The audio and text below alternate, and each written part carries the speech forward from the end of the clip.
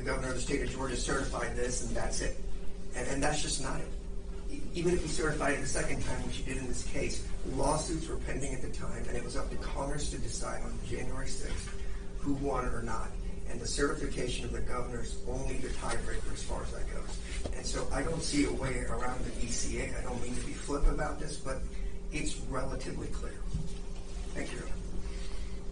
Oh, well, don't run away just yet. So just want to kind of clarify a few things. So are you basically saying that, and understanding that there are several other reasons why you think the indictment is defective or the prosecution, but are you saying that the Department of Justice could have put forward this indictment and this wouldn't be a claim for you to pursue? Right. We are saying under the ECA, once the safe harbor date goes down, if you read this ECA and Title III, as I've cited, the power goes back to the feds. They've given us power to have everything done by the safe harbor date. That's why the governor certifies it then. That's why in Bush versus Thor, the lawsuits had to be done by, in our case, being January 8th. I don't know what it was back in 2000, and those cases talk about it. And so the authority in this case is delegated from federal folks. It's not state-generated authority. You can't vote for president as a state law issue. The feds say under the ECA, this is what the states can do, and the states have listed a few other things, as I pointed out, as to what you can do, and I've cited to all that. That's all procedural. How they vote, where the votes go, who signs what has to be notarized, certified, isn't a state issue. This isn't common law type stuff. This is pure federalism. The feds haven't given up that authority as far as it goes, and you read it in conjunction with the 10th Amendment. And so once the safe harbor date comes, power reverts back to the federal authorities because that's our cutoff date. On the 8th, everything's got to be done, and then on the 14th, nationwide, the electors meet and vote how they will. And then bringing your claim more in line with what we've seen in other Supremacy Clause opinions, it seems to me that you're saying this is an implied preemption versus an express, or I think you were saying all of the above. I just want to clarify that. Right, I think I'm saying all of the above because if you look at the ECA as it is, once the 8th of December came and went in 2020, Your Honor, my position would be structural because they've taken the power back. The delegation, the limited delegation that I've cited to you is taken back. If the court doesn't like that one, then there's the pervasiveness because the 1890 case going back, where they're talking about congressional seats, they also say the perjured person in the 1890 case couldn't be prosecuted by the state that reversed his conviction. It should be a federal case because you're talking about Congress people being elected and who actually won that election. But if it was express, there would have to be a specific section in here that we could point to that say this is where the state is prevented from getting into this, right? I don't think there's anything I can point to in the ECA that says it's express. It's essentially, it's 2 pages. So I'm saying if you look at the implication and you look at the federal codes under Title III that goes, and then you look at what Georgia's done.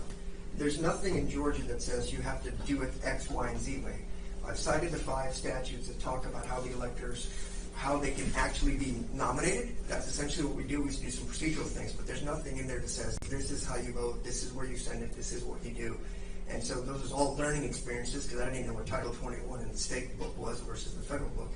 And so I think it's implied. I can't say express, but the law de facto makes it an express issue because there's nothing under the state statutes that talk about these electors. And everything we have, Your Honor, allows for a second set of electors from the ECA and even Georgia code sections. It's just buried in there, that kind of like cited here. So I think in your reply, you used a phrase here that essentially anything after the safe harbor deadline, any conduct, is beyond the state's purview. So is your position then that anything involving the ECA cannot be charged by the state after the safe harbor day? If it stays within the safe, okay. If I'm going around shooting people because I want to protect, I can't claim the ECA because that specific crime hasn't been delegated down to me as far as that goes. The ECA delegates the ability to how to vote from the electors. So what we're being charged with is the electors got together and took an oath. That's illegal because now they're pretending to be government officers. There's a debate whether presidential electors are federal or not, as we sort of heard in federal court as far as the removal proceedings go. I don't want to get into that. Then they actually voted, which you're saying that's an illegal vote, and they signed their name, which is forgery, and then they presented it to the governor, which was a false swearing as far as that goes. All that is the process that the ECA says we have to do. There's nothing in Georgia law that contradicts it. And that's why I'm saying with that limited purpose. I'm not being crazy and saying if I start beating women and doing all that stuff out there and try to get the ECA out there, I'm covered by all of it. It's just specific things that are related to anything to do with electors after 12A, state has to say hands off. According to the ECA, that's what you have to do because none of this stuff is false. The problem is, before we even get there, if you can have a second set of electors, how can it be illegal?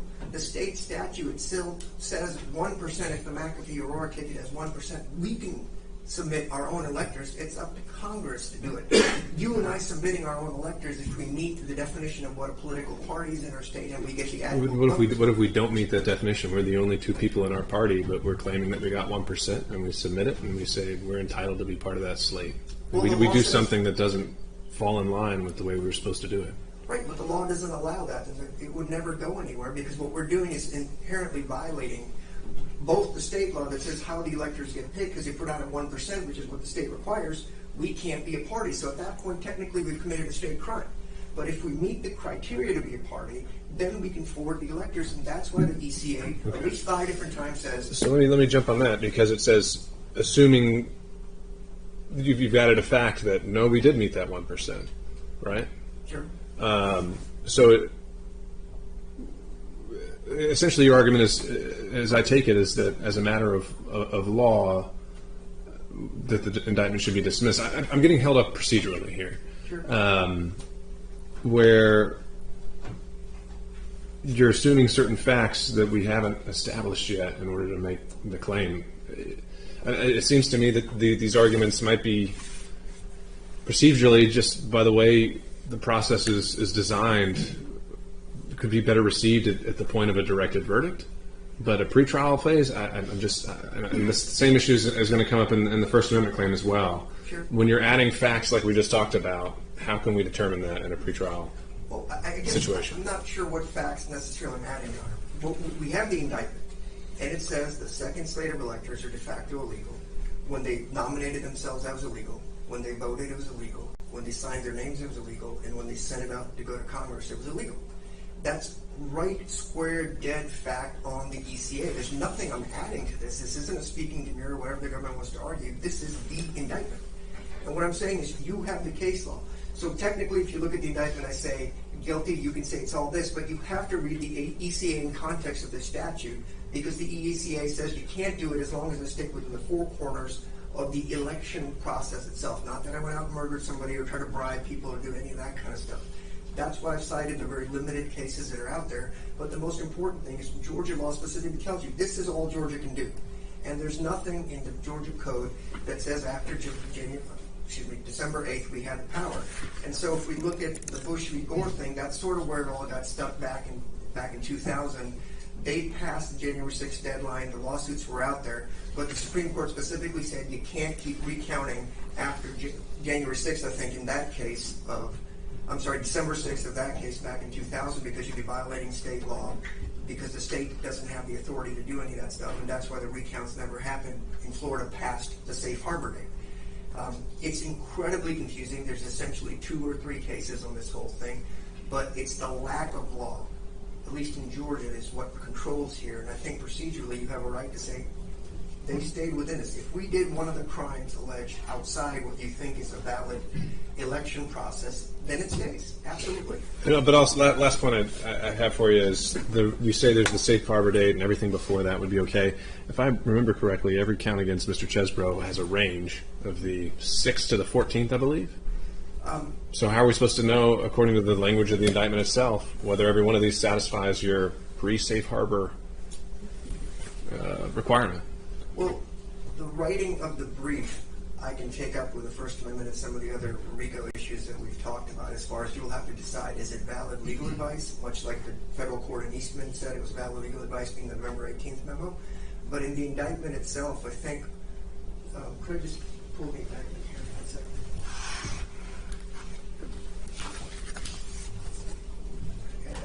I'm just saying, as indicted, it has this range of dates, some of which fall before the safe harbor deadline that you've said is this line in the sand, right?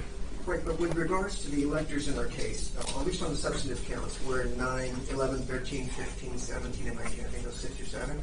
Everything till the 14th of December as far as that goes with regards to voting. If we then go into the RICO overt acts, almost everything. Well, no, based on what? Because it talks about we're charging a conspiracy, for example, in count 9, and the range is that a conspiracy formed between the 6th and the 14th. So how can we just say that everything happened on the 14th? Okay, I'm saying everything happened on the 14th by reading the overt acts, non-predicate acts that we're charged with, and the specific substantive counts. So even if we want to quibble or disagree about the RICO thing because there's something that says on the 6th, there's substantive counts, at least at a minimum, have to go based on where they're charged. The RICO issue, that's a different sort of a ballgame. It's like, what exactly happened on the 6th that caused the conspiracy to go forward? We are not charged with any predicates. The predicates take place after the safe harbor date if we go through all the actual predicate counts, right? There's 100 and something overt acts, only about 20 or 30 of those are predicate, and all the predicate acts are false swearing, forgery, those kinds of things, along with what happened in Coffee County. And I think they have a different position on it because after the 6th or the 7th, you can't appoint a president anymore. All the votes could have been fraudulent. We figured it out on January 8th. It's too late to do that. And so I'm sure the Coffee County people will talk about their actions that happened after the Congress met. But my point to the court is all the substantive counts in our overt acts and predicate acts are post-safe harbor date. And if nothing else, I would just say, at least in the alternative, we should succeed on the substantive counts if the court says that 2-day hook gets you on the RICO part. But I think I'll have some other arguments for that if I can save some time for a vote. Sure. Thank you. All right. Who do we have on the state side? And surprisingly, I don't have a PowerPoint today. Fair enough. I'm going to keep this brief. Well, can we jump in, and then I'll let you have at it. But I want to focus on this idea. So, the state, I think, primarily responds back, not only saying the supremacy clause analysis doesn't really apply here, but this is a speaking demur, and we can't go that route. So, even with a special demur, we look within the 4 corners of the document, right? Yes, Judge. So if we look solely to the document, and then we've also got a law in the books that says this is how the ECA works, can we reach the substantive issues of law and say the law as interpreted a certain way could not be a crime as alleged in this indictment? The state's position is absolutely not. All right. Why not? Well, I don't want to give the full analysis because I don't want to waste the court's time because I don't think this notion is really going anywhere, frankly. But as the court pointed out, preemption is either express or implied. There's been some argument, it was a little unclear what the other side's position is as to express preemption, but they pointed to no statute, no constitutional provision that expressly says the states shall not prosecute any state crimes related to the Electoral College. That's what express preemption would be. That doesn't exist. So moving to the implied preemption, as the other side pointed out, there's a couple ways that the court can find that there is implied preemption. First is field preemption. That's where the federal statute kind of occupies the entire field. And so I kind of want to hit on an inconsistency in the other side's argument. They point to all these other Georgia state statutes that have to do with the Electoral College, you know, how electors are selected, how the governor has to tally the votes, etc. It's very clear from that alone that the field is not occupied fully by the federal law as a first issue. As a second issue, and again, we rely largely on what's in the brief and the cases that we've cited in the brief, but the case law says that as it relates to field preemption, what you look at first is what is the field? And so the Electoral Count Act, the field there is how does Congress receive Electoral College votes from the states? How do they determine which ones are the real ones? And how do they count them? That's the field. The field for the Georgia criminal statutes that this defendant is charged under has nothing to do with that. They say nothing about how do you count votes, how do you submit votes, how do you determine, which votes to count. The Georgia criminal statutes say nothing about that. They're entirely different fields. They're fundamentally different bodies of law. And so it's clear that there is no field preemption. The other thing that I would point out on that, Judge, is the other side has said, again, an inconsistency or an inaccuracy that Georgia law kind of foresees this idea of multiple slates of electors because 21-499B says that the governor and the secretary of state have to look at the slates of electors, figure out how many people voted for each, and then determine who the winner is. It's referring to multiple slates of electors in that statute because it's pointing out that the state government has the responsibility to look at each slate that's on the ballot and figure out who the winner is. There can only be one winner, and in this case, the state government did that, determined that it was the Biden electors that won, and then that's where the certificate of ascertainment was created that acknowledged that fact.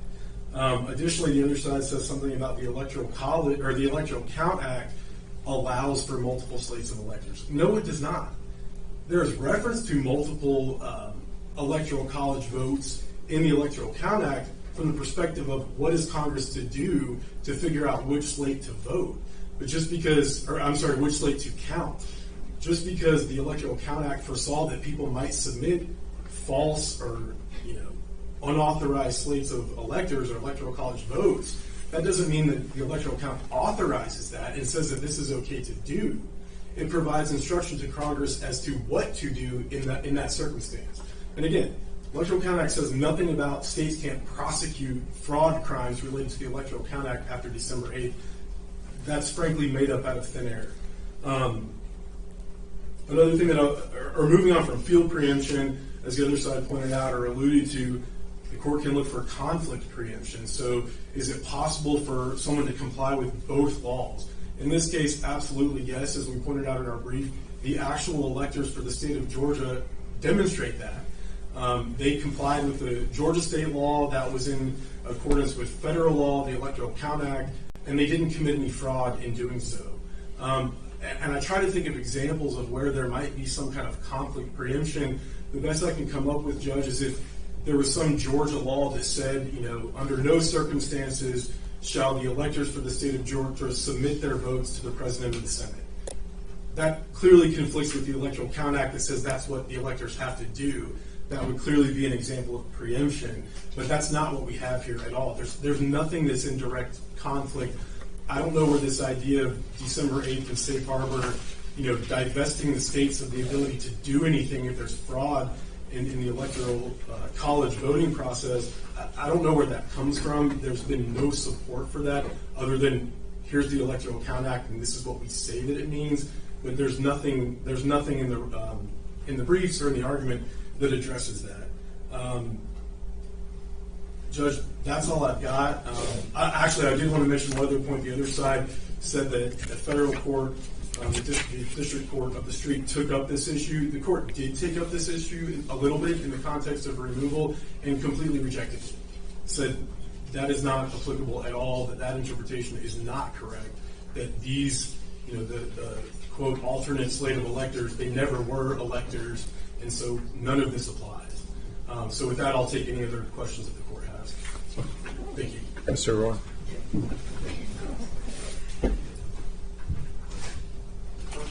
Put up the slides again. I have no idea how to respond because it seems like we're talking past each other on two different cases. They say the governor's certification determines who won, and that's the winner, and they counted that. The absurdity of that statement under the statute, you start the legal challenges after the governor certifies who they think may have won. They can vote for anybody that they want. That's when the process starts. It's like it makes my head hurt because we keep talking about the same thing from their pleadings. The governor's certification is essentially meaningless under federal law. That's the whole point. It's just a tiebreaker that starts the challenges in court. That's what was happening here. So when they say who won is decided by the governor, it's completely false. Congress decides who the winner is if there's multiple slates of electors. I am sorry that we haven't had ECA challenges in the 140 years that's gone on. This is a unique case. The only thing I can tell you is we look at Hawaii, even though it can be distinguished in some cases, but multiple slates of electors, 3 slates of electors went up in Hawaii. Had the government's theory, and they said in federal court, Had the Democrats done what they did, they would have indicted them. Had Fonnie Willis been the DA, Nixon would have won Hawaii. And the whole skew of the country could be different theoretically as to what happened because the Democrats did an alternate slate of electors in that case. So when they say the ACA doesn't allow alternate slates of electors, and I don't know what they're reading. It talks about it 5 different times, and if you look at the history, and I'm sure you have, the whole point of the ECA was multiple slates of electors were coming up to Congress year after year after year, and that's why the ECA was crafted in the way and said, if you get multiple slates of electors, this is what you do. And in 2022, they corrected it again because there was still mass confusion. They say we don't cite any statutes because there aren't any. The Georgia statutes that apply are procedural. They don't say how you're supposed to vote. They say no electoral college case law exists because it's never come up before except Hawaii, and they did the exact same thing that the Trump people did in this case. They filed a separate set of electors. So I gave you the Georgia law. What allows you to force a separate set of electors? 1% of the vote. If it's confirmed, you can then select it. And if you go back to the second slide, please. Next one. Keep going. Keep going. Keep going. If we look at 21-2-11, when Georgia talks about, as the DA tries to implore to you, that we control how electors do whatever, it specifically says in the statute, as Congress has directed. That is a direct quote under Georgia because we just do procedural things. The voting issue is solely a Congress issue. And the safe harbor date is in the ECA, and it says that's when everything's due. Otherwise, we get the power back. That's why there's structural, that's why there's field, and that's why there's conflict preemption. You take your pick of a trifecta in this situation. To me, it's structural after the 8th of 2020. I'm sorry, December 8th of 2020, as far as that goes. So I apologize, I don't have any idea what the government's argument is. And if we needed case law and everything, it cuts against them because due process requires that you can't be prosecuted for a novel theory under the law. It has to be put on notice. And if the ECA is that vague, you can't just prosecute us because you feel like it. Everything we did was in compliance with the ECA following those rules, and that's not state fraud because it's not even fraud. If you can have a second slate of electors, you can de facto not have a crime. Thank you.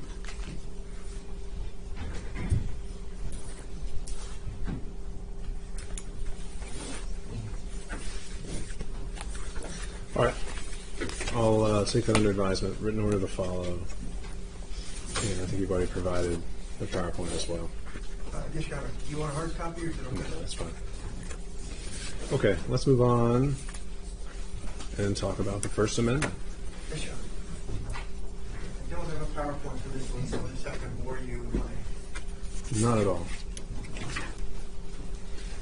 I think most of the issues have been taken up, and essentially the government's argument is everything's a crime, so the First Amendment doesn't apply. And if that was the case, I would agree. But if we piggyback on and adopt what I just said regarding the ECA and what it says, I think that all sort of goes out the window.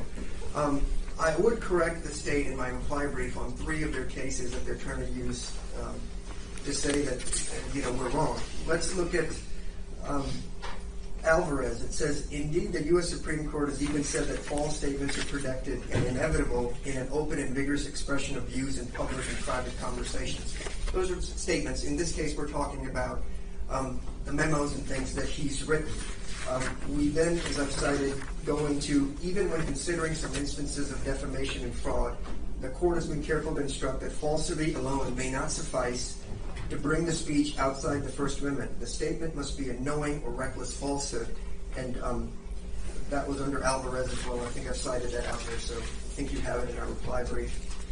And lastly, under Eastman versus Thompson, which is the only real case that we have here, one of the memos that was looked at under Eastman's disbarment proceedings by the federal court in California specifically said that the memo that this man had written was in anticipation of litigation. I don't know if word product used, but they gave explanations. But in that case, the court found that Eastman may have leaked that memo and therefore it doesn't get those protections. But we're not Eastman, and there's no evidence that anybody from the Trump side has ever leaked anything. But that's getting into another brief. But as far as the First Amendment issue goes, it's all protected material under sort of that case law.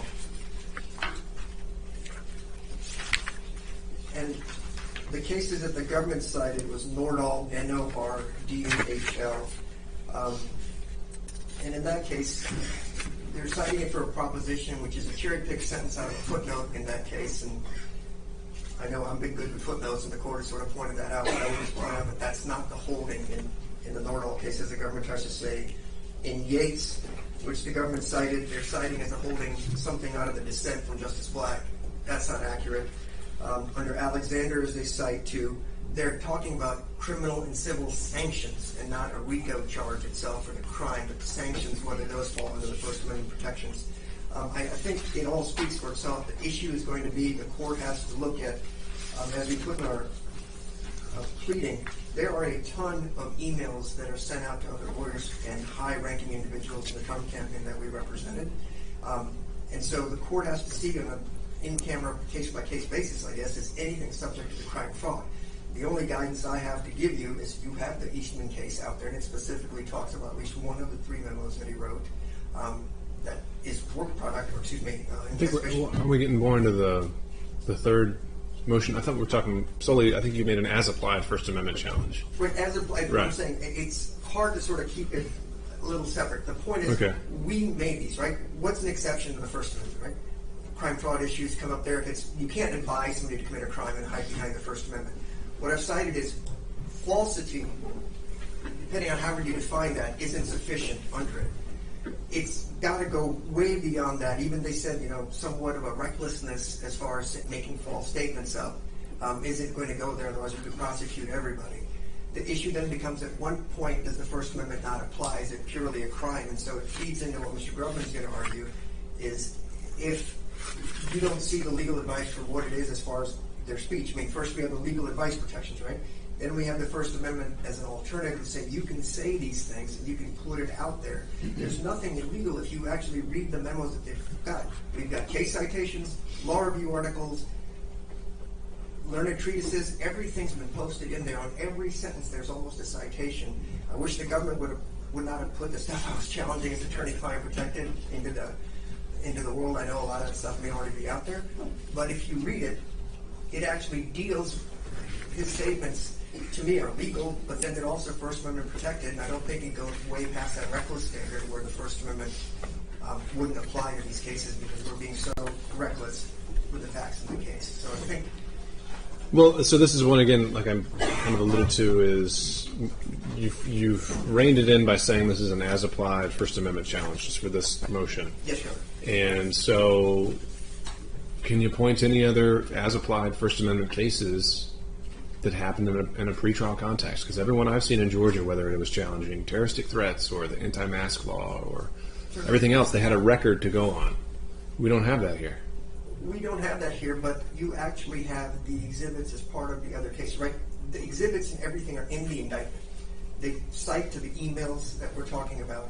They cite to one of the 3 memos I think that they're talking about as overt acts, and then possibly leading to them their predicate advice that we gave advice on how to do the vote, how to do all these other things. So I think there's a slight difference in that you don't need to listen to all the evidence, go back to a directed verdict stage. At this point, if you just look at the indictment and the things that they're saying, we're saying, obviously one of the factors was attorney-client, but the otherwise, it's First Amendment protected. If you look at the things that they reference and cite to in their own indictment, are those so reckless false statements that it goes beyond the First Amendment protections? So I'm not asking the court to go beyond the 4 corners of the indictment, but they actually cite instances in there.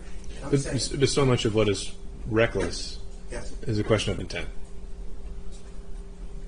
right? I would agree. So I just struggle how we're supposed to.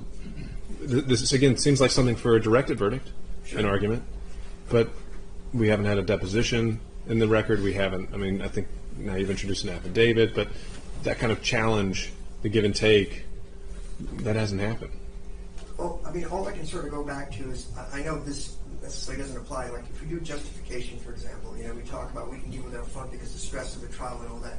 You have a lot of these facts before you. You can expand, we can contradict, we can do whatever. I'm just saying, look at the indictment. It says, he says this in this memo, or he says this in this email. Take aside the whole attorney-client issue. Is saying those things or emailing those things a violation or an exception to the First Amendment protections that have listed out here, what things, go around the First Amendment, and the state's response is mostly, the criminal type aspect of it all. I don't see how the court can't make that challenge. Otherwise, we could literally try anything as far as that goes. This isn't a terroristic threat, as in when he says, I'm going to kill me, did he really mean that? Is it this? This is purely legal advice that's given in the indictment, and the question then becomes, is it so reckless and criminal based on the four corners of the indictment that you can't make a decision on it, versus forcing us to go through millions of dollars of expenses in a trial and then get the result we need at the directed verdict stage, which obviously the court knows there'll be a pretty big directed verdict motion coming if we get to that point. And so I don't have anything clear to give you because we're in a case of essentially first impression as far as the politics and attorney legal advice goes. And we're sort of all kind of making it up as we go along, trying to interpret the best that we can from the legal treatises and articles, and I try to cite you the best that I can. At the same point, the government's citing you things. We've gone back to when we first started with the speed trial. We wanted to give you discovery, and that was all wrong, right? So I'm giving you the cases that they're citing for things, and that's why I ask, please, I know it's a lot, but if the court reads it, you'll understand. I'm trying to be as open as I can, giving you all the but-sees and footnotes and everything good or bad. But I don't see how we get to trial based on the old motion, but here, because at that point, what attorney is going to give advice to anybody if it can be looked at something by a DA that says otherwise? So you go back to Hawaii, and if you look at the transcript from the federal court, they specifically said if that happened in Hawaii, we would have indicted those people. And then Nixon would be president, arguably. So just because you don't like the person doesn't mean you get to prosecute him. So, and Mr. Roy, I can certainly appreciate, the situation we're in and the candor that so many of these things are uncharted. But what I keep coming back to in a lot of these pretrial motions is the appropriate role, what the jury is supposed to be doing, what I'm supposed to be doing.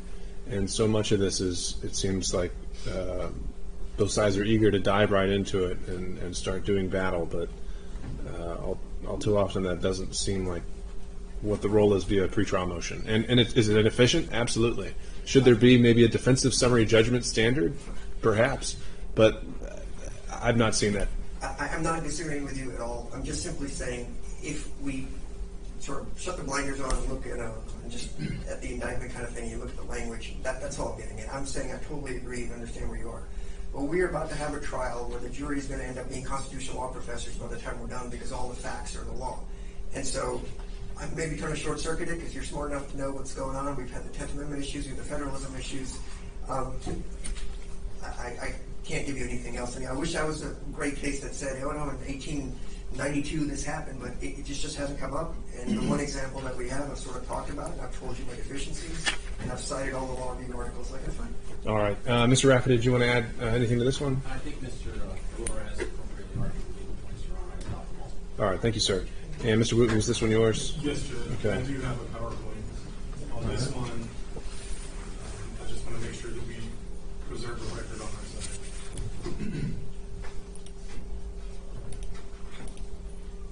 Judge just told me that there's no screen sharing hasn't been enabled. I think we need to add you as a co-host in order to do that.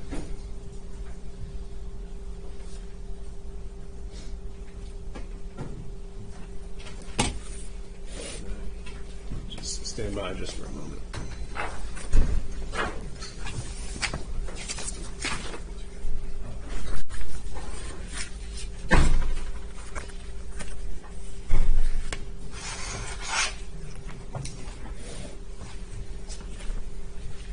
In the future, if we're going to do it here, could we get one more screen? Because I know we can't quite see that. So I'm just trying to... We'll just rotate this. In fact, we can do it now if you'd like to.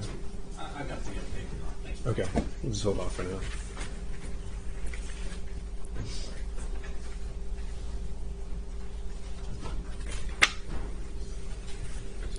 All right. Give it a shot now, Mr. Wooten. All right, Judge. So I want to start out with some, again, as the court pointed out in the reply, the defendant kind of tailored the argument down to an as-applied challenge and made a couple concessions. First, the defendant concedes that speech that constitutes fraud, harmful lies that threaten to deceive the government, or speech that's integral to criminal conduct is not protected by the First Amendment. That's in their reply at page 2. And additionally, they concede that the statutes that the defendant is charged under are not facially unconstitutional. It's an as-applied challenge to these statutes. That's in the reply at page 4. As-applied challenge addresses whether a statute is unconstitutional on the facts of a particular case or to a particular party. But essentially, the analysis is the same. Is the way that the state is prosecuting this defendant violating the First Amendment? And I think it's important to point out that the defendant is not charged in this indictment with any offenses that prescribe speech or expression. As the court pointed out, a lot of the cases, most if not all of the cases, and there are just a handful that present an as-applied First Amendment challenge to a criminal prosecution, are cases involving expression, terroristic threats, intimidation of a court officer, etc. But here, every single count is a conspiracy violation. So count 1, violation of the Georgia RICO Act, under the C prong, which is conspiracy and endeavor. Count 9, conspiracy to commit impersonating a public officer. Count 11, conspiracy to commit forgery in the first degree. Count 13, conspiracy to commit false statements and writings.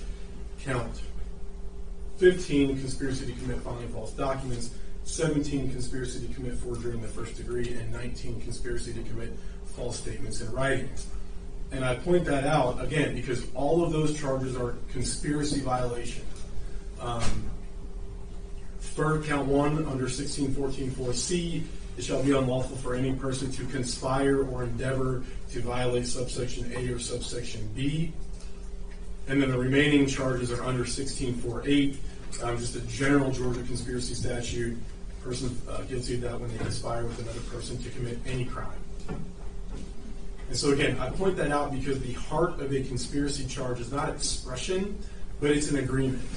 And so in Darville versus the State 2011 Supreme Court case 289, Georgia 698, a conspiracy may be shown by proof of an agreement between 2 or more persons to commit a crime. The essence of the conspiracy is an agreement. Drain versus the State 265, Georgia 255, a 1995 case. And again, this concept is very old. We go back to Lumpkin versus the State, 176, Georgia 446, a 1933 case that says, and this is still good law, it's been cited over and over again, that a conspiracy consists of a corrupt agreement between 2 or more persons to do an unlawful act. And this is crucial. This agreement may be established by direct proof or by inference as a deduction from conduct. And I'm going to get into that in just a minute. But again, the crimes are all about entering into an unlawful agreement to violate the criminal laws of the state of Georgia. The speech or the other expressive conduct of the co-conspirators that they are charged with in substantive violations is not the meat of what this defendant is charged with. And as our Supreme Court, United States Supreme Court held as recently as this year in the United States versus Hansen, 143 Supreme Court, 1932, non-expressive conduct does not implicate the First Amendment at all. I'm going to turn to the statutes. And as the court pointed out, a lot of these arguments go to things like intent. A jury can find that a defendant or this defendant intended to enter into these unlawful agreements or conspiracies upon consideration of the words, conduct, demeanor, motive, and all other circumstances connected with the act for which the accused is prosecuted.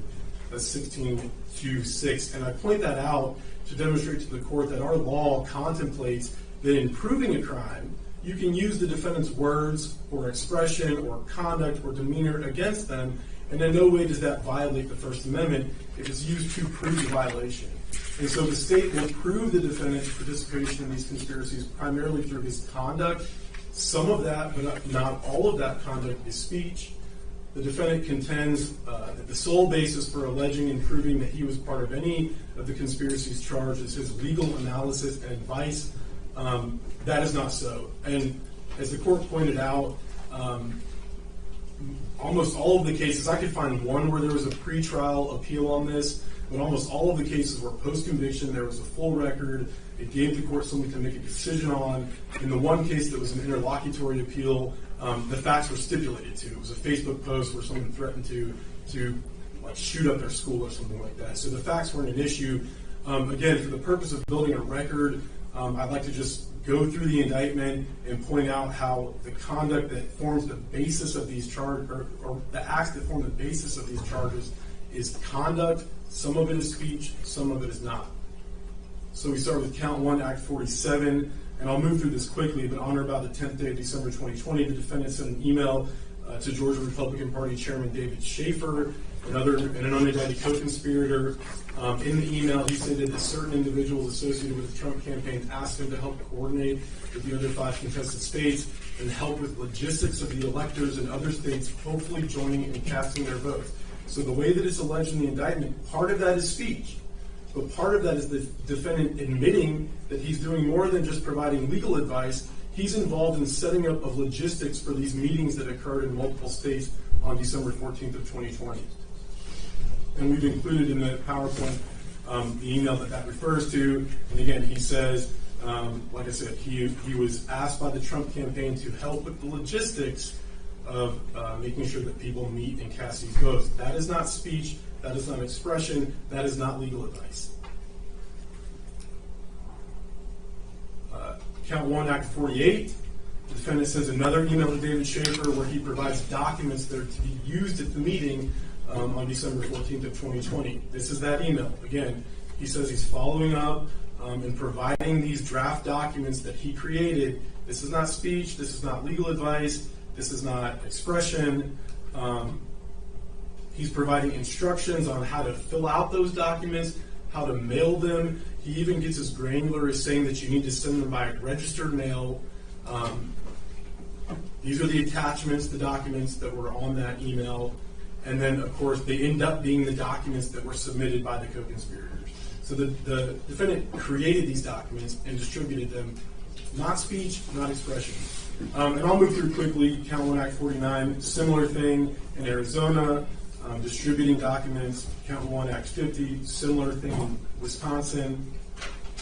Again, providing those instructions, distributing those documents. Count 1, Act 51, similar thing in Nevada. Count 1, Act 52. We go back to Nevada again. So, and again, and I want to point out, defendant contends that all he did was provide legal advice. None of these people that these emails go to are his clients. So I don't know how that could be construed as legal advice if they're not his clients. Act 53, again, same thing as it relates to Pennsylvania. Essentially the same emails are distributed out to all these people. Act 58, again, talking about the purpose of sending these things in is to provide the opportunity to debate election irregularities in Congress and keep alive the possibility that the votes can be flipped to Trump and Biden. Not speech, not expression, not legal advice. Act 59, more emails, documents sent to Arizona. Again, those same instructions. This is how you address them. Make sure you send them by registered mail. These are all instructions on how to submit these fraudulent documents. Count 1, Act 60. Again, providing more documents to more people, this time back to the Trump campaign. Count 1, Act 61. More instructions and documents that this defendant created being sent back to the Trump campaign. Count 1, Act 64. This one was a meeting. So this was actually meeting together with co-conspirators. Again, not expressive, not speech, not legal advice.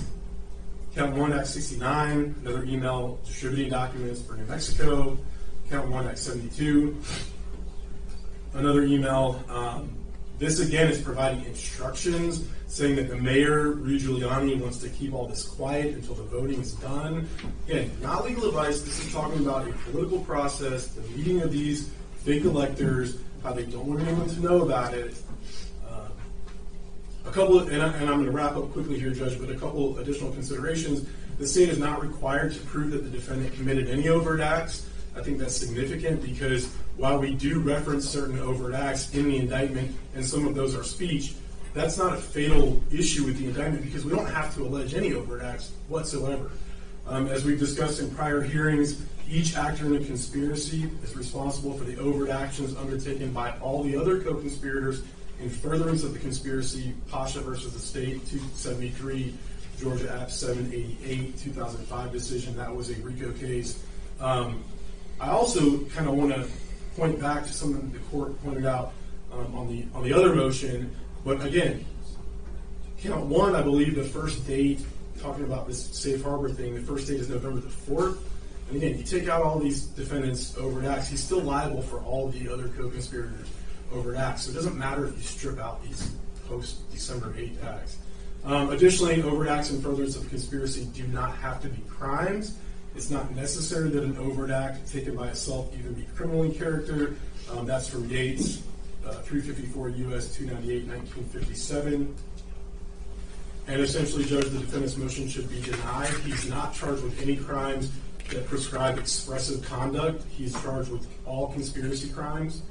Non-expressive conduct does not implicate the First Amendment, and the state will prove his participation in those conspiracies through his conduct.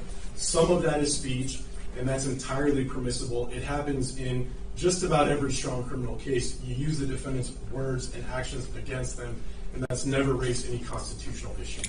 And I'll take any questions that the court has. Thank you, Mr. Wood.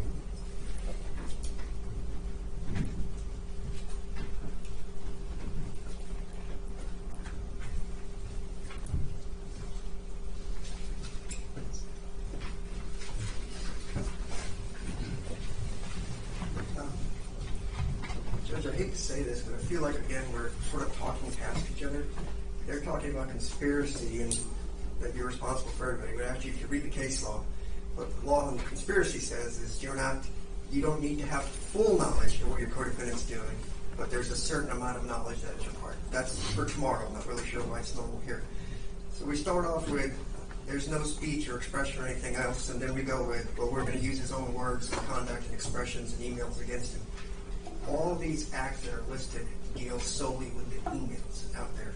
And you or IG, you tell your clients these are the rules and this is how you're supposed to do it. So when he's saying you got to fill it out this way, do it in triplicate this way, mail it this way, that's what the ECA issue was that we just talked about. That is what a lawyer is supposed to do when giving advice to his clients on how to fill out their tax forms or how to fill out your license application. I mean, that's the core crux of what a lawyer does. So again, I don't know how to respond to this. The First Amendment issue is you can't just say it's a crime and we'll prove First Amendment later, because then you have no First Amendment protection because you go to trial every time. Just because you say it's a crime, does that mean your First Amendment goes away and we got to figure it out in a directed verdict motion? It's not an affirmative defense necessarily where you can sort of litigate it and the jury decides. You get to decide up front based on the four corners. Their own acts that are listed talk about he sent an email explaining how to fill out the applications for the voter stuff. He sent an email saying how you mail it in. He sent an email saying this is how we're going to do the logistics of something. That's inherent First Amendment speech. Otherwise, we literally would have no protection if everybody could go to trial just because the DA gets a wild hair and says, I find that to be criminal. So I don't want to take up any more time. We're just going in circles. I mean, the First Amendment is the First Amendment is the First Amendment as to what he said. Just read what they listed in there. How is there an exception to the First Amendment in the four corners of the indictment? Thank you.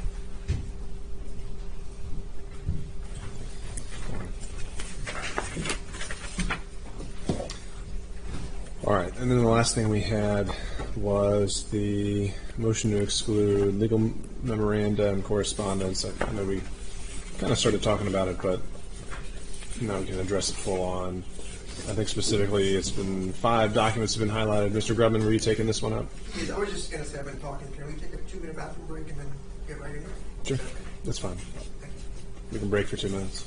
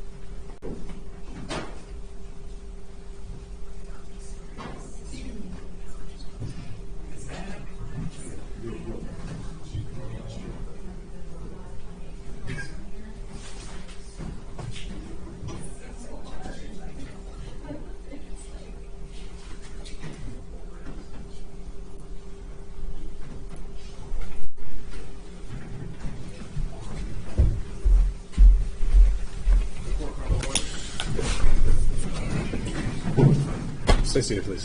Thank you.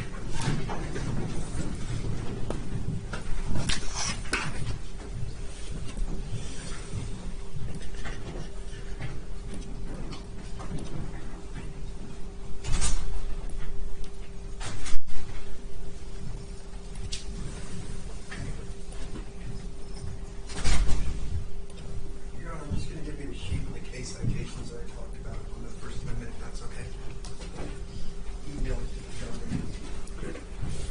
Just a couple of information by approach.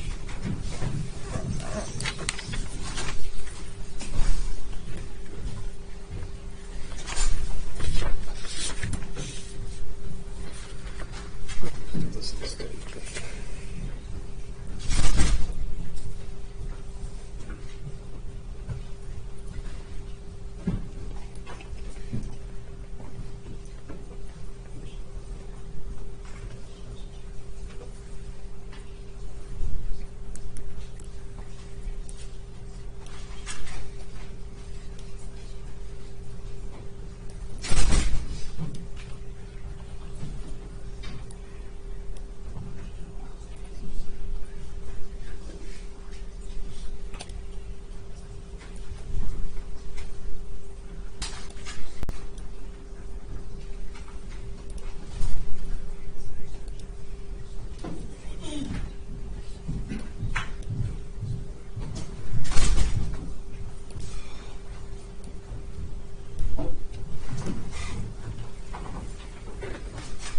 Are we ready to get back to it? Okay, Mr. Grebman. Good afternoon, Your Honor. Here to talk about our motion to exclude any legal memorandum and affiliated correspondence for attorney-client privilege and work product. I did want to clarify something that the state said in their response brief and that Your Honor just mentioned before we took our restroom break, which is this is not just about 5 documents. As we make clear in our motion, it's about all documents, whether emails, texts, or memos that are privileged. We used 5 examples in our motion because those were the ones that were cited in the indictment. But we clarified in our motion we're asking for the same relief for all documents protected by privilege or work product. And quite honestly, Your Honor, the vast majority, I know there's quite a bit of overlap, and I'm going to try to avoid the overlap with Mr. Aurora's First Amendment arguments, but there is some inevitable overlap. And the vast majority of evidence against Mr. Chesebro, we would argue, consists of emails, texts, and memos. And the majority of those emails, texts, and memos were to 2 categories of people. The first one is folks associated with the Trump campaign, which was Mr. Chesebro's client. I know that is something that the state challenges, and I'll address that in a moment. But Mr. Chesebro's client was the Trump campaign. I think that is clear. And the folks he was talking to, for the most part, were not only members of the Trump campaign, but very upper echelon members of the Trump campaign that were put forth as members of the Trump campaign to be his points of contact. And when you are representing an organization, you do talk to people. And you don't necessarily represent those people, but if you're talking to those people in their role as either an employee or an agent of your client, then those communications are privileged. And then the other example of who he's talking to are other lawyers.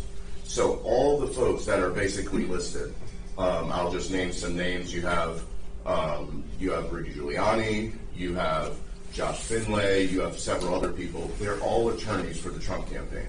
Now, first question is, was Mr. Chesebro even acting as an attorney for the Trump campaign? And quite honestly, Your Honor, I'm not trying to engage in, I was very surprised, we'll just say, when I heard that the state does not think that is even a fact that the court could rely on. I'd like to pull up a reply brief that the state filed back when they were trying to get Mr. Chesebro to come before the special purpose grand jury, because it makes clear that they agree. If that can happen, and it's okay if it can't, but they made clear that Mr. Chesebro was acting in his role as attorney, and even acknowledged in that response brief, you'll see, that while the majority or a lot of what he talks about might be protected by privilege, they just don't think all of it is. If you can go up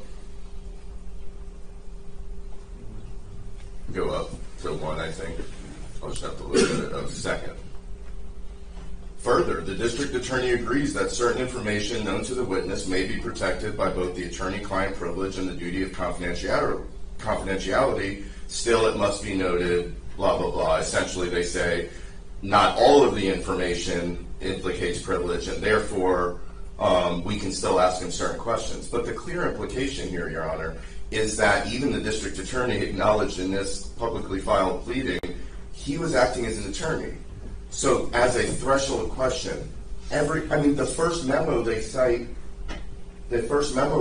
in their indictment is a November 18th memo from Mr. Chesebro to another lawyer. And the only reason I feel comfortable speaking about this, I don't want to be accused of waiving it, is because it's already out there, and the state was nice enough to include it on their response brief. But the first memo he writes says on the top, privileged and confidential, I don't know what the other alternative is. We're talking about the November 18th? Yes, sir. Okay. Sorry. So, and maybe just by way of proffer, since I don't have the benefit of the discovery or the background like you do, I know in the First Amendment motion you said that he's approached by a former colleague, a judge, asked to provide some research. Essentially, what is the moment when you're saying he crosses the threshold and becomes? Oh, the moment that phone call happened. That's what lawyers do. I'm called all the time. Hey, Scott, can you provide some research? And it's not because they're calling me as their accountant or their friend. They're calling me as their lawyer. Lawyers provide research. Lawyers write memos.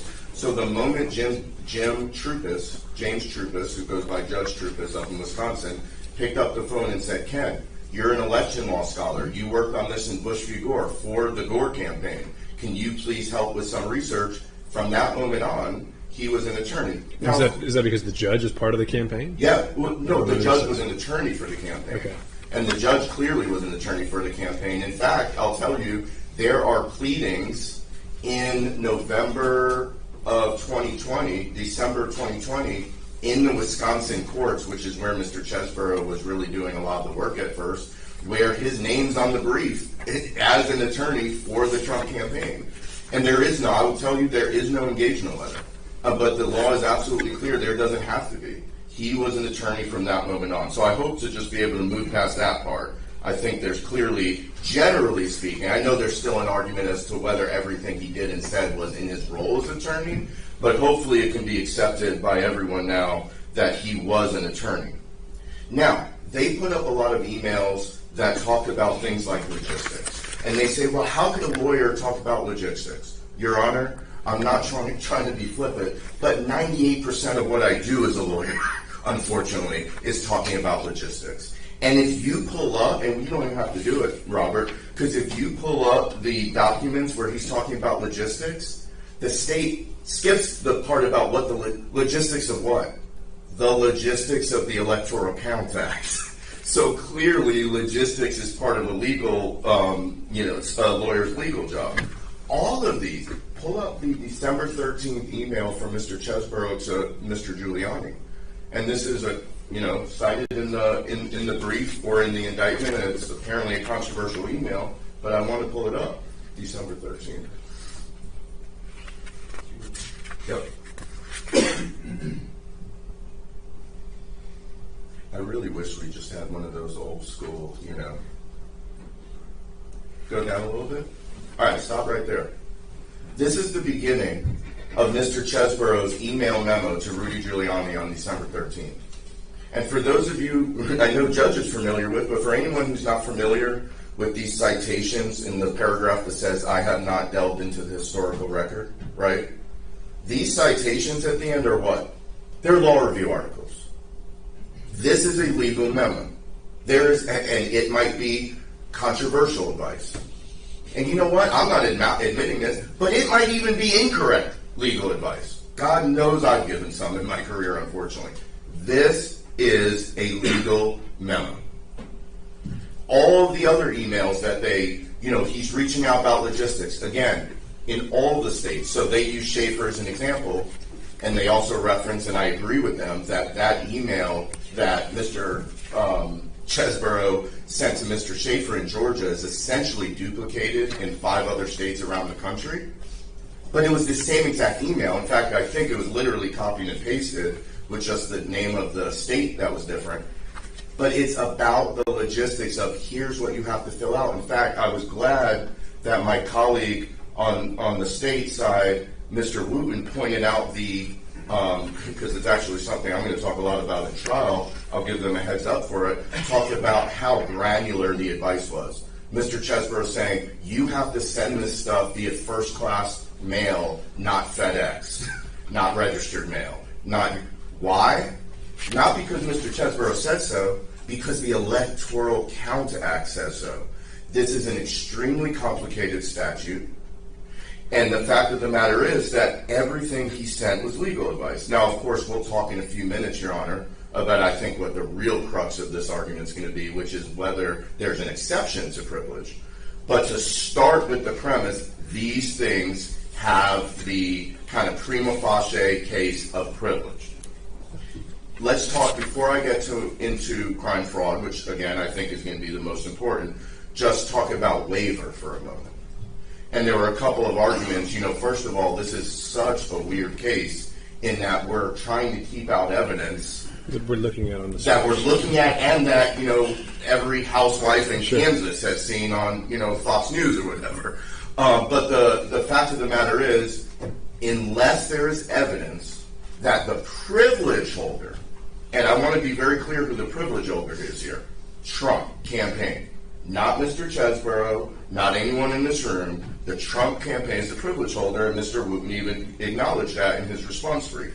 So the privilege holder has to have been found to waive privilege, and they can do so expressly or through actions, of course, inconsistent with privilege. So, for example, if there was a shred of evidence, which there's not, that the Trump campaign itself leaked these things to the press or whoever it was, we would be arguing something different. That would be an issue. In fact, that kind of came up in the Eastman case. Eastman case is so interesting because the judge there found this does not fall under crime fraud exception, but found that it was waived.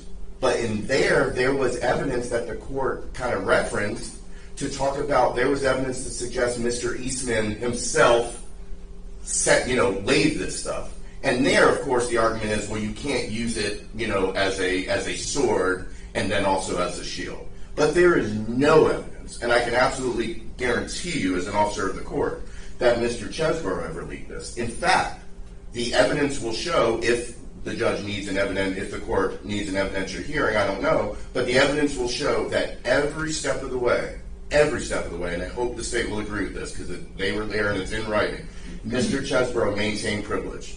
He got subpoenaed to be called before the special purpose grand jury, and as on the advice of legal counsel, he objected on the basis of privilege. He asserted privilege when he was interviewed for the January 6th committee, which I can say because it's all on Google. You can Google it. For over and over and over, he asserted privilege. And he's always asserted privilege. And even more important, we have one communication from the Trump campaign back in September of 2022 when Mr. Chesebro was figuring out what can he say and what can't he say, because his hands were tied. He's a lawyer, can't say anything he wants. And that email from the Trump campaign, which I would prefer to show the court in camera if appropriate and needed, specifically says it's for a lawyer for the Trump campaign and says, at this time, no privilege has been waived, and we instruct Mr. Chesebro to maintain all privileges. And I am not aware of any time that the Trump campaign has done otherwise. In fact, I just saw on Twitter today, and this is going to be relevant, I promise, because I think it proves the point, that a judge up in Washington, D.C., in President Trump's D.C. case, said you have to make a decision, President Trump, by October 18th, whether you're going to assert advice of counsel and therefore waive privilege. Well, that means to me, clearly, that the Trump campaign has never waived privilege. Now, the fact that folks may have turned over, attorneys or other people may have turned over these documents to the January 6th committee in response to a subpoena, I would have to do a little more case law research, and I apologize because the response brief came in late last night, but I can if the court finds it important. I don't think that can be found as waiver. But moving aside from waiver, I think, and of course I'll answer any question you have, Judge, and there are some cases that I did not print them out. I will send them to the court. Just read them really quickly. And Judge, I'm going to go ahead and tell you right now, I apologize. These are not Georgia cases. They're not 11th Circuit cases. But I could also promise you there were none that I found, either way. There's a case from the Ohio Court of Appeals in 1993 that said attorney-client privilege is not waived when a memo from the city attorney to the city manager discussing litigation was leaked to the news media, where there was no evidence that the city had voluntarily relinquished the memo. And that's Ohio v. Today's Bookstore, 86 Ohio Ave. 3rd, 810, 1993. There's also a case from the same year in Arizona, Resolution Trust Corporation v. Dean, 813 F. Sup. 1426, District of Arizona, 1993, which held that an unauthorized leak of an otherwise privileged legal memo did not result in a waiver of privilege. So A, we believe the prima facie showing of privilege has been made. B, we believe we have shown that there has been no waiver that would affect these documents. So now to get into the real crux of the matter, does the crime fraud exception apply? Yeah, let me pause you there. And it seems like the waiver analysis has to be document by document. There's no other way to do it, right? So your initial motion and the reply focus on 5. I understand you're asserting a blanket privilege, but I think you just have to take it as it comes, right? Yeah. So focusing on the 5 that we've started to look at here, as I recall, we'd have to look at each of them individually of how they got out there. Some we know, some we don't. One of them, I think we had one of the co-defendants, Mr. Schaefer, voluntarily giving it to the state. Why would that not be a waiver? Because Mr. Schaefer was not. There's no evidence that Mr. Schaefer was authorized to waive on behalf of the Trump campaign. Like, I don't mean to use a derogatory example, but let's say the guy who cleans the offices at the Trump campaign came into one of the lawyers' offices one day and saw the memo. He worked for the Trump campaign, that's where his paycheck comes from, and hands it to CNN back there. Is that a waiver? No, because that person was not expressly or impliedly authorized. Now, I hope you don't ask me to cite a case for this proposition. I promise I can, but not right now. When we look at an organization, though, I don't know how the campaign was structured or organized. How would a waiver even look in this situation? I don't really know. Here's what I will say, though, Your Honor. And again, they're not, they could only be persuasive authority to the extent the court wants to look at them. But those 2 cases I cite you stood for the proposition that unless there was affirmative evidence that the waiver came from the proper person, i.e. the client, and was not unintentional and was not, improper, unless there was affirmative evidence of a waiver, there was no waiver. And that's what the court said. Quote, where there was no evidence that the city had voluntarily relinquished the memo. They didn't say the opposite, which is, well, there's no evidence either way. So even though I cannot tell you that the Ohio v. Today's Bookstore case says, quote unquote, the other side has the burden to show waiver, it doesn't use those exact words. I think that's the strong implication from these cases because it says unless there's evidence to the contrary, there is no waiver. And there's evidence quite to the contrary, Judge, that, for example, Mr. Schaefer, and nothing I say, I want everyone to understand, I'm sure his lawyers are listening on YouTube, nothing I say is accusing Mr. Schaefer of any wrongdoing whatsoever. But let's just assume for the sake of argument that Mr. Schaefer released these documents. I'm not exactly familiar with all of the facts related to him. But the Trump campaign since then has taken steps to make clear that they're maintaining the privilege. For example, that's the reason why on October 18th they have to decide up in D.C. And those are, remember, Your Honor, much of the case in December 18th that President Trump is being prosecuted for is very similar to what Mr. Chesebro is being prosecuted for. One of the issues there is the alternate slave electors. So I don't believe there's any evidence in the record either way. And I think without any evidence, the tie, even if there is a tie, I don't think there is, but even if there is, the tie goes to us. In terms of the crime fraud exception, it is absolutely correct that the state does not have to prove the existence of a crime or fraud for this exception to apply. No question about that.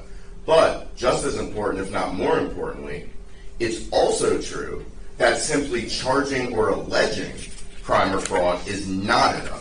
And there's a case on this. It's a little newer than Mr. Aurora's case. My case comes from 1935. But it has never been overruled and is from the Georgia Court of Appeals, so I finally found a Georgia case. It's called Atlanta Coca-Cola Bottling Company v. Goss, G-O-S-S. And the citation is 50 Georgia Ave, 637. It's from 1935. And again, it stands for the proposition. It's one of those 100-year-old cases, Your Honor, where you read it and it's kind of judges spoke differently then, obviously, and kind of put stuff out there differently. But what they absolutely make clear is that simply charging or alleging a crime or a fraud is not enough. And to be quite honest with you, Judge, that case that's never been overruled, it expressly forecloses the first argument in the state's response. Right after they said, well, there's no evidence Ken was even a lawyer, and then there's no evidence of this, then they say, oh, and by the way, just the fact that a grand jury indicted this man is enough. It is not. That is black letter law, and some people laugh, this is from 1935. I would seriously say, well, that means this is a nearly 100-year precedent that the state tries to get rid of in a citation to a First Circuit case. Can't happen. You're saying you interpret Coca-Cola bottling to say that a grand jury indictment is not. It specifically says charging or alleging a crime or fraud is not enough, which means they don't use the word grand jury, I want to be clear, but the way a prosecutor charges or alleges a crime in this state is through a grand jury. So, ipso facto or whatever that word is from Latin. I'm sure Mr. Chesebro would. I mean, that's gonna be a civil case, right? So, when they're using the word charging, that could very easily just be a statement, a term of synonym for what you might be doing right now, right? Well, and look, Your Honor, I hope that in the State v. Chesebro update to the case that comes out in 2023, Judge McAfee clarifies that it applies equally in the criminal setting, but that is a fair point. Second, they go on to say, okay, in addition to the grand jury indictment, Judge McBurney issued an order, an out-of-state, okay, I don't have to even talk about that. Ironically, Your Honor, I will just say this. In that order, in the Judge McBurney order, the out-of-state order, he specifically says, and the state says this in their brief on the bottom of page 13, I believe, Mr. Chesebro was an attorney for the Trump campaign, so kind of can't have it both ways. Then they also say, oh, well, third thing, January 6th report. January 6th report says that Mr. Chesebro and his cohorts committed a crime and a fraud, and therefore that's enough of a prima facie showing. And I should have said, Your Honor, and I know you know this, but just for the record, that's the question. The state has to make a prima facie showing that a crime fraud exception applies. So January 6th report, it does say that. I'm not going to lie and say it doesn't. It absolutely says that. However, it was not an adjudicative body. It was not asked a question of criminal law. It did not follow the rules of evidence. There was no right for Mr. Chesebro to come and cross-examine any witnesses. So I would argue the fact that a bunch of politicians in Washington, D.C. wrote this in a non-peer-reviewed setting cannot be prima facie case. And the fact of the matter is, Your Honor, the state has to make the prima facie case. It's almost like they're like, oh, we don't have to make a prima facie case, Your Honor, because the January 6th committee did. No. The state has to make a prima facie case. And would there be any difference between the state coming in here in a murder case and saying, here's what the detective found, and I am now conveying to you what the detective found? Well, it can be a vehicle for other people's evidence. Sure. I do, Your Honor, respectfully think that's a great question. I do think that is a difference. I think because then there's live testimony, right? And one thing I'm going to ask before I sit down, Your Honor, is unless, of course, you find it in your wisdom to grant us the motion without an evidentiary hearing, that maybe we do need an evidentiary hearing for this. And I hate to recommend that, but that's one thing, Your Honor. If I'm not trying to waive any future arguments, but if there was live testimony that Your Honor viewed, and in your role as a trial court judge decided that is prima facie, then I will admit it might be hard for us to overcome because it's within your discretion. So we're squarely within the evidentiary code. I mean, this could just as easily be a motion in limine going into trial, right? So Rule 104B, I believe, allows us, or it says the trial court is supposed to consider these kind of things without needing to use the rules of evidence by preponderance standard. And oftentimes it can be conditional, it can be based on proffers. So what would stop the state from standing up and saying, this is what we proffer, our entire case is going to be showing that the crime fraud exception applies here, and assuming this is what we connect up, it should come in. Now, if they don't meet that proffer, well, now we're in mistrial land, and whatever remedies or curative instructions or the whole trial is a wash because they failed to do what they said they were going to do. Why is that not procedurally how this should work? Because I believe, Your Honor, that the case law makes it clear that it has to be, a prima facie case has to be proven through evidence and not allegations. And in fact, two cases I'll cite for that are the same one I cited earlier, the Goss case that I won't recite, but then also the Rose case, which we do cite in our motion, and it is a Georgia Court of Appeals, Rose 262, Georgia App 528, which is 2003. That was about the accountant privilege, but the court specifically said that the same rules apply, so they used the rules regarding attorney-client privilege. And that case stands for the proposition that in order to make a prima facie showing for crime fraud, you have to do so through evidence. Now, in fairness, it didn't say all of what the evidence could be. In Rose, there was a deposition where the accountant admitted that he committed fraud. Well, I can see how that could probably be pretty good prima facie evidence to support a crime or fraud. Mr. Chesebro has never admitted anything, let alone that he committed a crime or a fraud. So, respectfully, Your Honor, I think the state must rely on evidence, and not only evidence, but evidence independent of the attorney-client communications. Now, sure, but when you say evidence, in what form are you contending that evidence has to be in? Because otherwise you're saying they have to prove their entire case first and then they've established it? Not necessarily, because there would be different standards. It's not true that the crime fraud exception would have to be proven beyond a reasonable doubt in order to apply. And side question on that note, since you bring it up, in researching and seeing all these cases here and out of state, have you ever seen anyone try to quantify what that prima facie case is? I looked, and it was so circular, because it basically said prima facie evidence is prima facie evidence. It's like, okay, very helpful, Court of Appeals. But there are a couple of cases outside of our state and circuit, and I always want to clarify when I'm citing that. So these cases I'm about to cite are outside. There's Injury Grand Jury Proceedings 867 F2D 539, which is a 1989 Ninth Circuit case. And then there's a case, United States v. Marshank, Marsshank, 777 F sub 1507, which is a Northern District of California case in 1991. And in those cases, the court said the state must rely on evidence independent of the AC communication. So, for example, we argue the state cannot stand up and say, here's an email from Mr. Chesebro to Mr. Giuliani. It's privileged, but the privilege, there's an exception because of crime fraud. Because then that's circular. That could go around forever. You can't use the very documents that are the privilege to prove that an exception to the privilege applies, at least in the Ninth Circuit. There is absolutely no case law in Georgia. And I wonder if that would also support your argument that we're not supposed to consider the indictment itself, since Correct. You can present suppressible or evidence to a grand jury, but we don't have any idea, and nor should we, of what evidence they were presented in order to consider this indictment, right? Correct. Now, the crime fraud exception can't apply here, Judge. All of the accusations against Mr. Chesebro, and I'm not going to go into the wonderful stuff that Mr. Aurora, I'm kind of going to adopt everything he said as it relates to his first motion, but I do have to at least say a couple of things that just how some of those same legal principles apply here. Mr. Chesebro gave legal advice on two interrelated topics.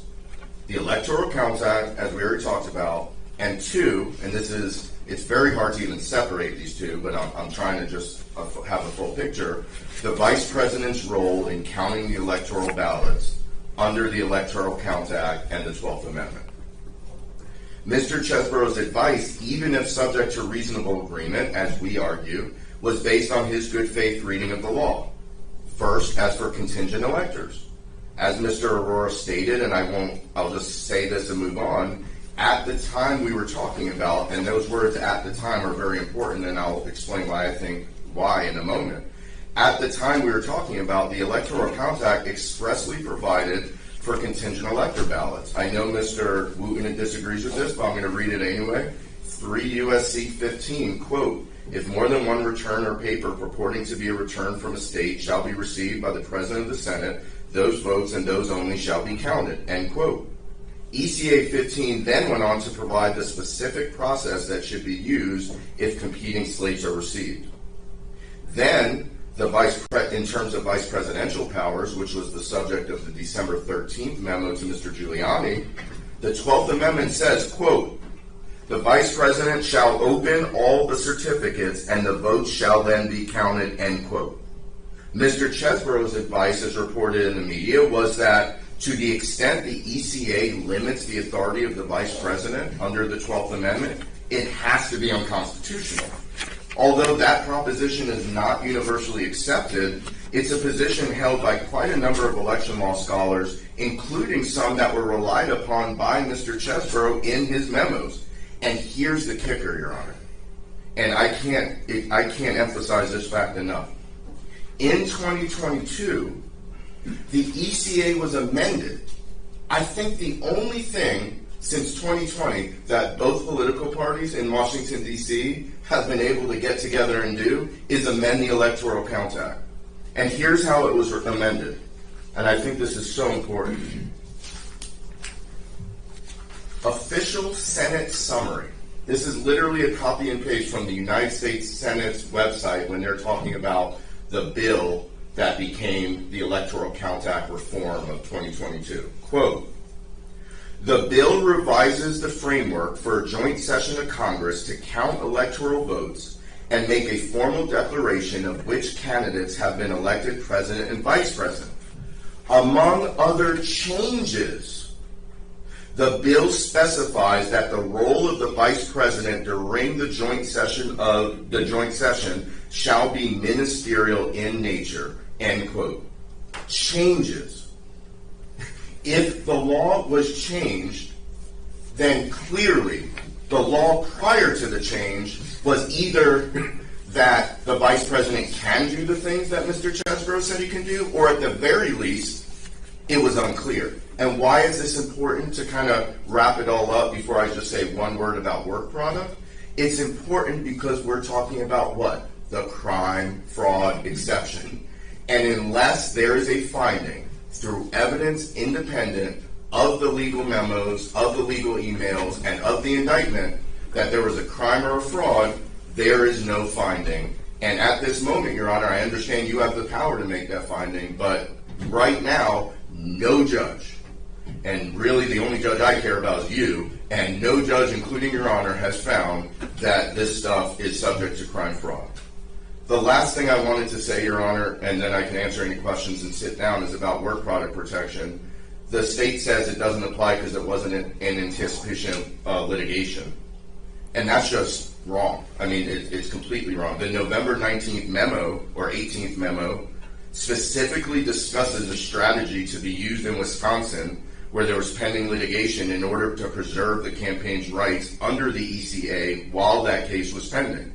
The December 6th memo, which the state says they don't have, specifically and expressly says it applies only to states where there is a pending lawsuit, and specifically goes on to make clear that the advice was related to maintaining the campaign's rights pending outcome of that litigation. The December 9th memo specifically discusses the 6 states where there was pending litigation, calls those the, quote, 6 states in controversy, and then goes on to discuss the relevant law and rules in those specific states.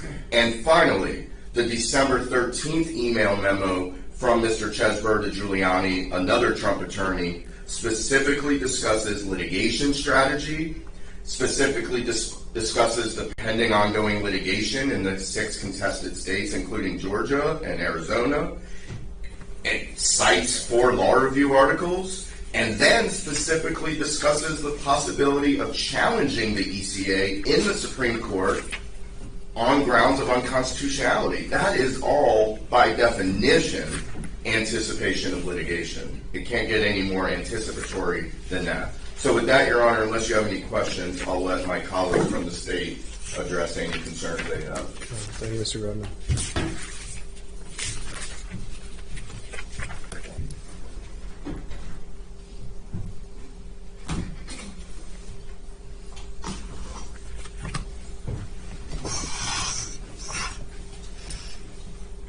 Good afternoon, Your Honor. Donald Wakeford for the state.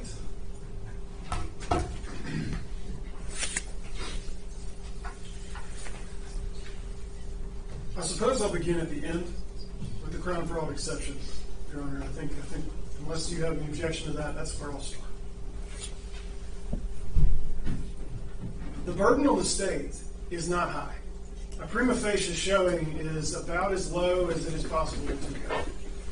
So I understand that Mr. Grubman suggested that an admission by Mr. Chesebro that he had lied or engaged in fraudulent activity would probably do the trick. We don't have to get anywhere close to that. All we have to do is provide some evidence that indicates there is something more than a baseless accusation of crime, fraud, or wrongdoing.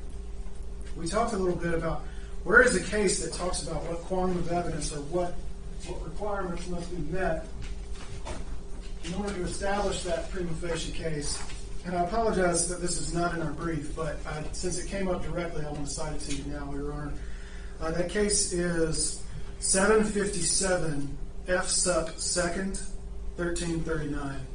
That's Tyndall v. H&S Homes, LLC. That is from the Middle District of Georgia in 2011.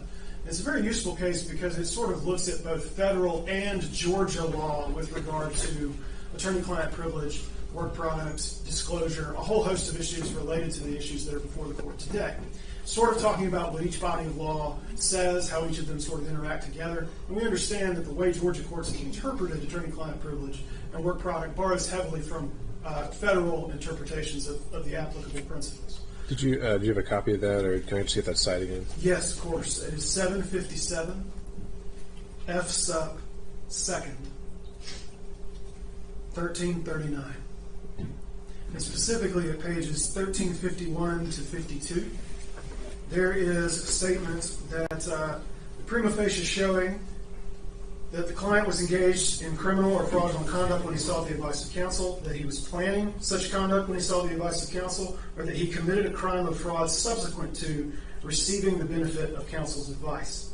Second, there must be a showing that the attorney's assistance was obtained in furtherance of the criminal or fraudulent activity or was closely related to it.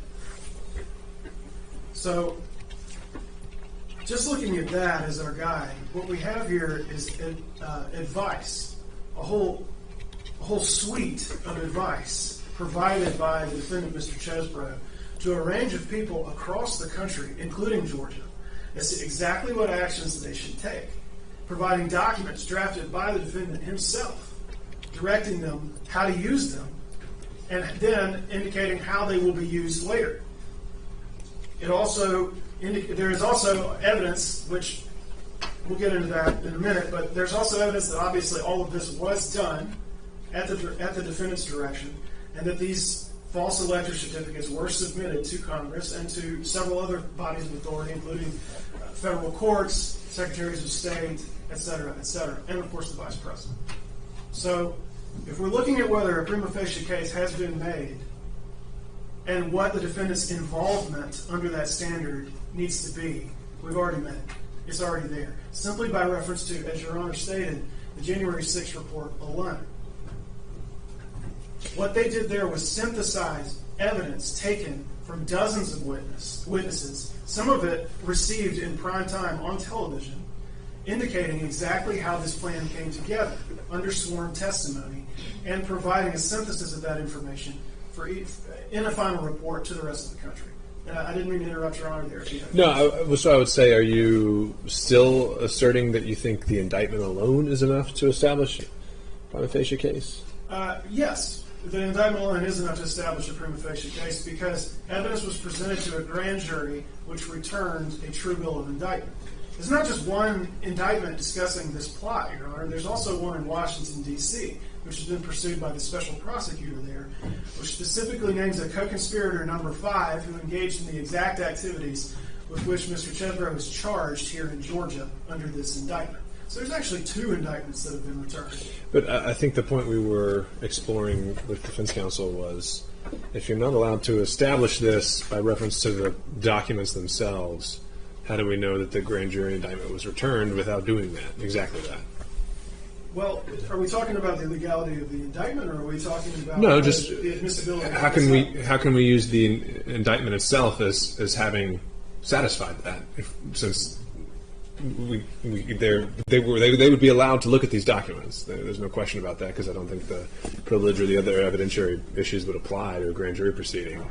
So knowing that they're allowed to do that, how can we be confident that an indictment satisfies that requirement? Could have been returned against Mr. Chesebro based on anything except attorney-client communication. Exactly. Well, a lot of the indictment, a lot of the documents which have been referenced here today are sort of went unmentioned by Mr. Grumman. And there's a lot of them which are exchanged between Mr. Chesebro and other attorneys or members of the Trump campaign. But there's also a lot which are sent to fraudulent electors in 6 different states who are not parties to, they're not represented by Mr. Chesebro. I mean, and so that's what I'm essentially getting at, is if you can compile those and synthesize them in a way that meets your prima facie case, should we really be focusing on just the fact that you were able to get an indictment? I see your point. Or does that open up a whole other issue? I think, well, first of all, I want to talk about the Goss case, which was cited by Mr. Grumman from 1935. What that case is talking about is not a grand jury indictment. It is talking about unfounded allegations of fraud or crime. All that case is really saying is you can't come in and yell fraud at the opposing counsel, and then the court can open up their books and look at anything they did for their client. There has to be some evidence. So I just want to distinguish that first. But yes, if what Your Honor wants to see is something that isn't between Mr. Chesebro and his purported client, and I'll get to that issue in just a minute, the emails between himself and electors in all of these states right there, that's outside of any attorney-client privilege and could have been properly considered by a grand jury or anyone, and would fall outside of sort of the restrictions placed on what the prima facie case can be based upon.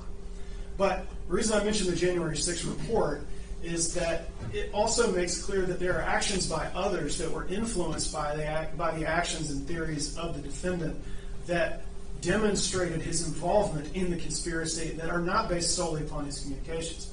I'm thinking specifically of the actions of, for example, Dr. John Eastman, who tried using arguments put forward by the defendant and in consultation with the defendant to persuade the Vice President of the United States to violate the Electoral Count Act on numerous occasions, something that has been testified to, as the January 6th committee has told us, by the Vice President's Chief of Staff and his counsel. So there is evidence outside of these mere documents which demonstrate that the defendant's activities the defendant participated in a crime or fraud when he created the documents at issue in this motion.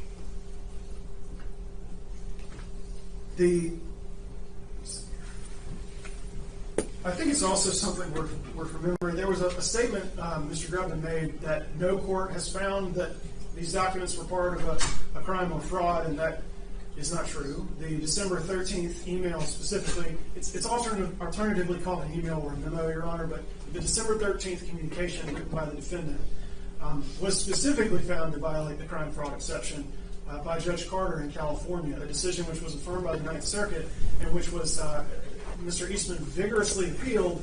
His petition for certiorari was denied last week by the Supreme Court, declining to take the opportunity to look at this issue. So with at least one document, there's already sort of been an examination of whether crime fraud applies.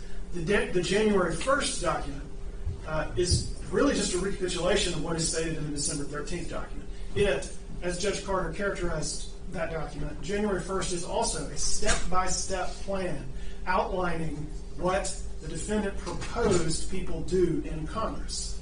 First of all, not in anticipation of litigation, but a political plan which discusses what kind of cover the vice president or related parties could take politically, what kind of steps could be done to leverage their position, and which outlines or which focuses on the fundamental goal of those in Congress who did not want to see Joseph Biden elected president, which is to deny him the number of electoral votes he needed on January 6th to become the president. So the January 1st and December 13th documents are extremely closely related in language, in theme, in ideas, and in the way they are presented. And one of them has already been found to violate the crime fraud exception. I don't think we can get away from that. The other two documents, the November 18th and December 9th documents, the November 18th document was not found to not violate the crime fraud exception. It was simply found to have already been disclosed. This is, again, Judge Carter in California. It had already been disclosed to the news media, and therefore the judge found there's nothing to argue about here. It's in the open. There's no protection that can still be brought. So he never reached the question of whether crime fraud applied to it because he found it had already been disclosed and was not subject to protection on other grounds. So what about the counter-argument you just heard that unless it's an authorized waiver on behalf of the campaign, that doesn't count? The question of whether the actions of the defendant himself constitute waiver is something that Your Honor should consider. We understand that if an attorney takes actions and makes disclosures which make it likely that something is going to fall in the hands of someone who is not his client, or actually do disclose them to someone who is not his client, then obviously attorney-client privilege is waived. With the November 18th memo and the December 9th memo both, as we've stated, they were provided to fake electors in a host of different states who were not the defendant's clients. They were outside of any attorney-client relationship. But, as I remember that, the California opinion doesn't always explicitly lay out how they got into other people's hands. And unless we establish that, I wonder if we can so confidently say that it was waived. I think the point was made that we don't that leaking is not a waiver. Okay. And so, I would imagine that as a matter of policy, which is where we are with these privileges, there's some soundness to that. Well, there's the question of the leaking to the media, which happened on February 2nd of 2022. The November 18th memo and the December 9th memo were both leaked or showed up in the story on the New York Times. At that point, the January 6th committee had not started holding hearings, but anyway, it was leaked at that point. So there's that question. But those two documents were also contained in emails sent at the behest of Rudy Giuliani in the Trump campaign by the defendant to David Schaefer and I'm not going to go through the names, but people in Pennsylvania, in Wisconsin, in New Mexico, saying, here are my memos. Take a look at them. Here's what you should do. Here are documents I'm attaching. This is what you should do based on the theories contained in my memos. So attorney-client privilege for those documents is obliterated by the defendant's own actions, which he took at the behest of his client, supposed client, the campaign. I'll get to that again in just a second. So for the purposes of attorney-client privilege, that's clearly not applicable. There's also the fact that the defendant was using these memos as a sales pitch. The emails which contained them made constant reference to, we're trying to make sure everybody gets together on December 14th. We're trying to make sure all the electors in these states meet. Mayor Giuliani's trying to make sure everybody gets together. We're trying. Here's why we think it's important. Here's why we think you should do it. He was sending this to people who weren't just not his clients. They were people who were not necessarily going to buy into this plan. Anyone who received these memos could have turned around and said, I'm not doing this. And we know for a fact here in Georgia and elsewhere, there were electors who said, I'm not participating in this. Every time the defendant took the affirmative step of sending this to someone who was not his client, was outside the attorney-client relationship, and who wasn't even a committed participant in any kind of plan, there was running the risk of disclosure by any one of those people. because it was sent to dozens, or pardon me, not dozens, but half a dozen different states with multiple people on each email as it was sent out.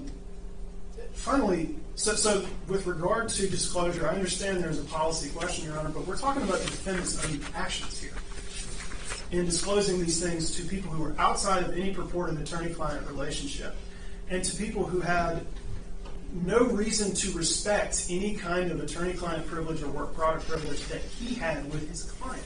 These people were simply differently positioned. And we see that Mr. Schaefer provided these documents affirmatively to the January 6th committee and to the state of Georgia because he had them, because the defendant had provided them directly to him. So we're talking ultimately not about a policy of what other people may have done, but what the actions that the defendant himself took in sending these things out. And that's especially important with regard to the November 18th and December 9th memoranda. I do think I should address one thing, which is that with regard to whether there's an attorney-client relationship between the defendant and the enemy, all we were saying was that now that this claim has been raised as part of a motion to exclude, one of the only requirements for the defendant to start is just to demonstrate the existence of an attorney-client privilege. So how does one do that? I think in your reply you say, well, he hasn't produced a retainer or an employment agreement. Do you have? But that St. Simon's case that you cite just talks about a genuine relationship. It doesn't really say with specificity how you go about doing that. Well, there may be other ways of doing it other than an engagement letter. And the point is that nothing was done. There was just the assumption that was made. So we were simply saying, all right, if we're going to start at the beginning is we determine whether there's a relationship that can be analyzed. And the person who does that is the person claiming the privilege. That was not done. The reason it's important is that ultimately we need to know exactly who the client is so that we can examine what the parameters of the relationship are. If the client is the Trump campaign, that obviously means certain people are arguably going to fall within the attorney-client relationship. If the client is anyone engaged in litigation in Georgia, such as David Schaefer, that obviously changes things quite a bit. If the client was only the Trump campaign in Wisconsin, that changes everything. Because once Mr. Chesebro starts volunteering his services outside the state of Wisconsin, how can he argue now that he's still pursuing his attorney-client, he's still pursuing his actions under an attorney-client privilege when his client is confined to one state? We don't know what characterizes the relationship. And without any evidence whatsoever, the court, I think, should take this under account. This exclusion, while of course important and a bedrock of our profession, and I don't need to tell you that, is also strictly construed because it keeps evidence out of the jury's hands. It keeps evidence away from those who are charged with determining the truth and finding facts. So where a defendant comes forward and says that it applies, he should make a demonstration as to why and how, so that this court can engage in the actual inquiry which the defendant is asking the court to do. And how would that look? How would that satisfy you? An affidavit, a proffer, an evidentiary hearing? Certainly not an evidentiary hearing, Your Honor, but something. An affidavit from someone saying that this was my attorney. A piece of documentation from anywhere indicating what the range of the attorney-client relationship was. I'm not asking to be satisfied. I'm asking for something to be done because there has just simply been the assumption that this is satisfied. Certainly there is the appearance of an attorney-client relationship. We're not disputing there is the appearance of one. But the whole question is who was the client and what was that relationship and what set it out? That if the defendant comes forward and asks for protection and doesn't say as to whom or as to what range of activities, then it puts everybody on their back foot trying to understand exactly what protection should even be considered. But I don't want to get bogged down in that any more than we have to, except to clarify what our position on it is, because I understand we've talked a little bit about it. I think that with regard to crime fraud here, there is an indictment that has been returned. And Mr. Grubman pointed out that we are in a situation that is extremely unusual, and we have a moment of agreement on that. This is incredibly unusual. We are not trying to determine whether certain documents should be disclosed in discovery.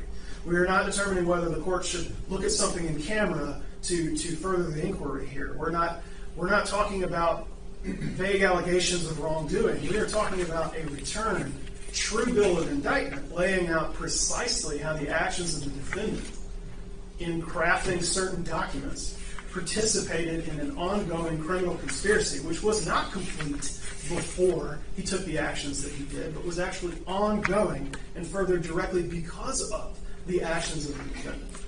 We are in a very unusual place, and almost no case that we're going to look at is going to have quite the same posture here. But in so doing, the Goss case itself, which was cited by Mr. Grubman, just says it just can't be a baseless allegation. There has to be something to it. There has to be some evidence which bears it out. Where the defendant is already under indictment, where the defendant is already under indictment here, and is an unindicted co-conspirator in another proceeding in another jurisdiction for the same behavior, where there is already a multiple hundred-page report by a congressional committee laying out the specifics of how this plan was carried out across the country with the defendant's participation and the participation of those who were affected by the defendant and his theories and decisions, where all of that is before the court and where the state is prepared to demonstrate to the court, provide to the court emails which are outside of any attorney-client relationship, demonstrating exactly what the defendant did and how it was related to a crime or fraud.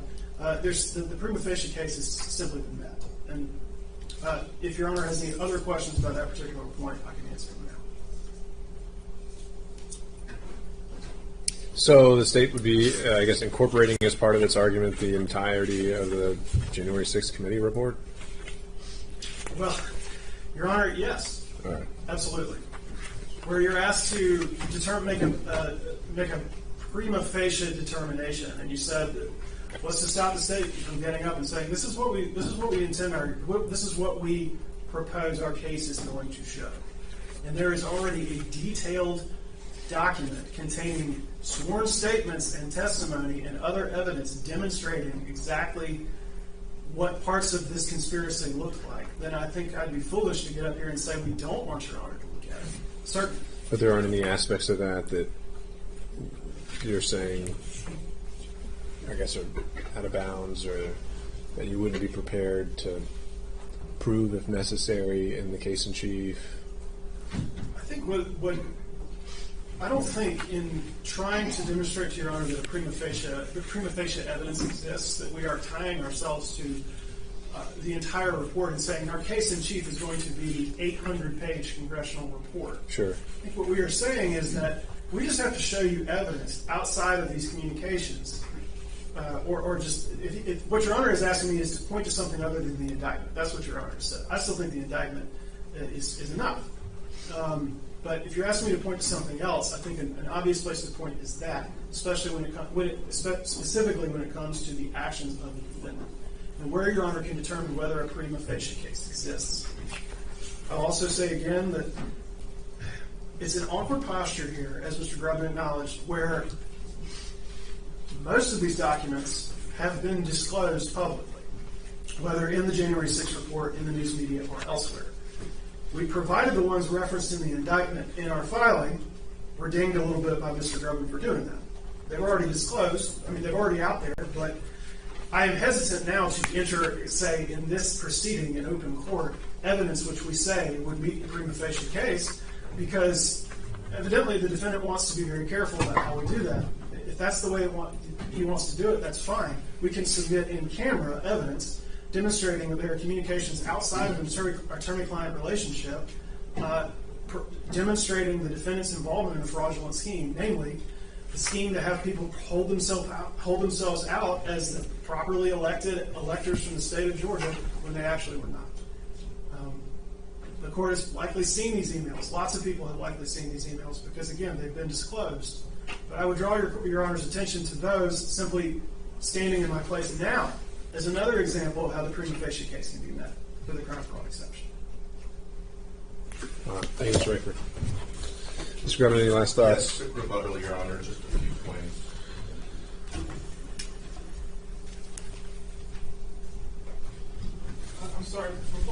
Pardon me. I guess, Your Honor, one thing I want to be clear about is because of the procedural awkwardness that I just acknowledged, I'm not standing here saying I don't want to do my job and give you what you need. And so that later the court determines, well, the state had the opportunity. No, I understand. I'm So I'm just trying to think through still, and I'll need to look at it more closely. Just what it takes to prove a prima facie case, and what our rules of evidence require, and the quality of the evidence that has to come forth. So, And the state, I just ask that we be given the opportunity to address any concerns that Your Honor may have. understood. Given the awkwardness. Understood. Thank you. Okay, Mr. Grumman.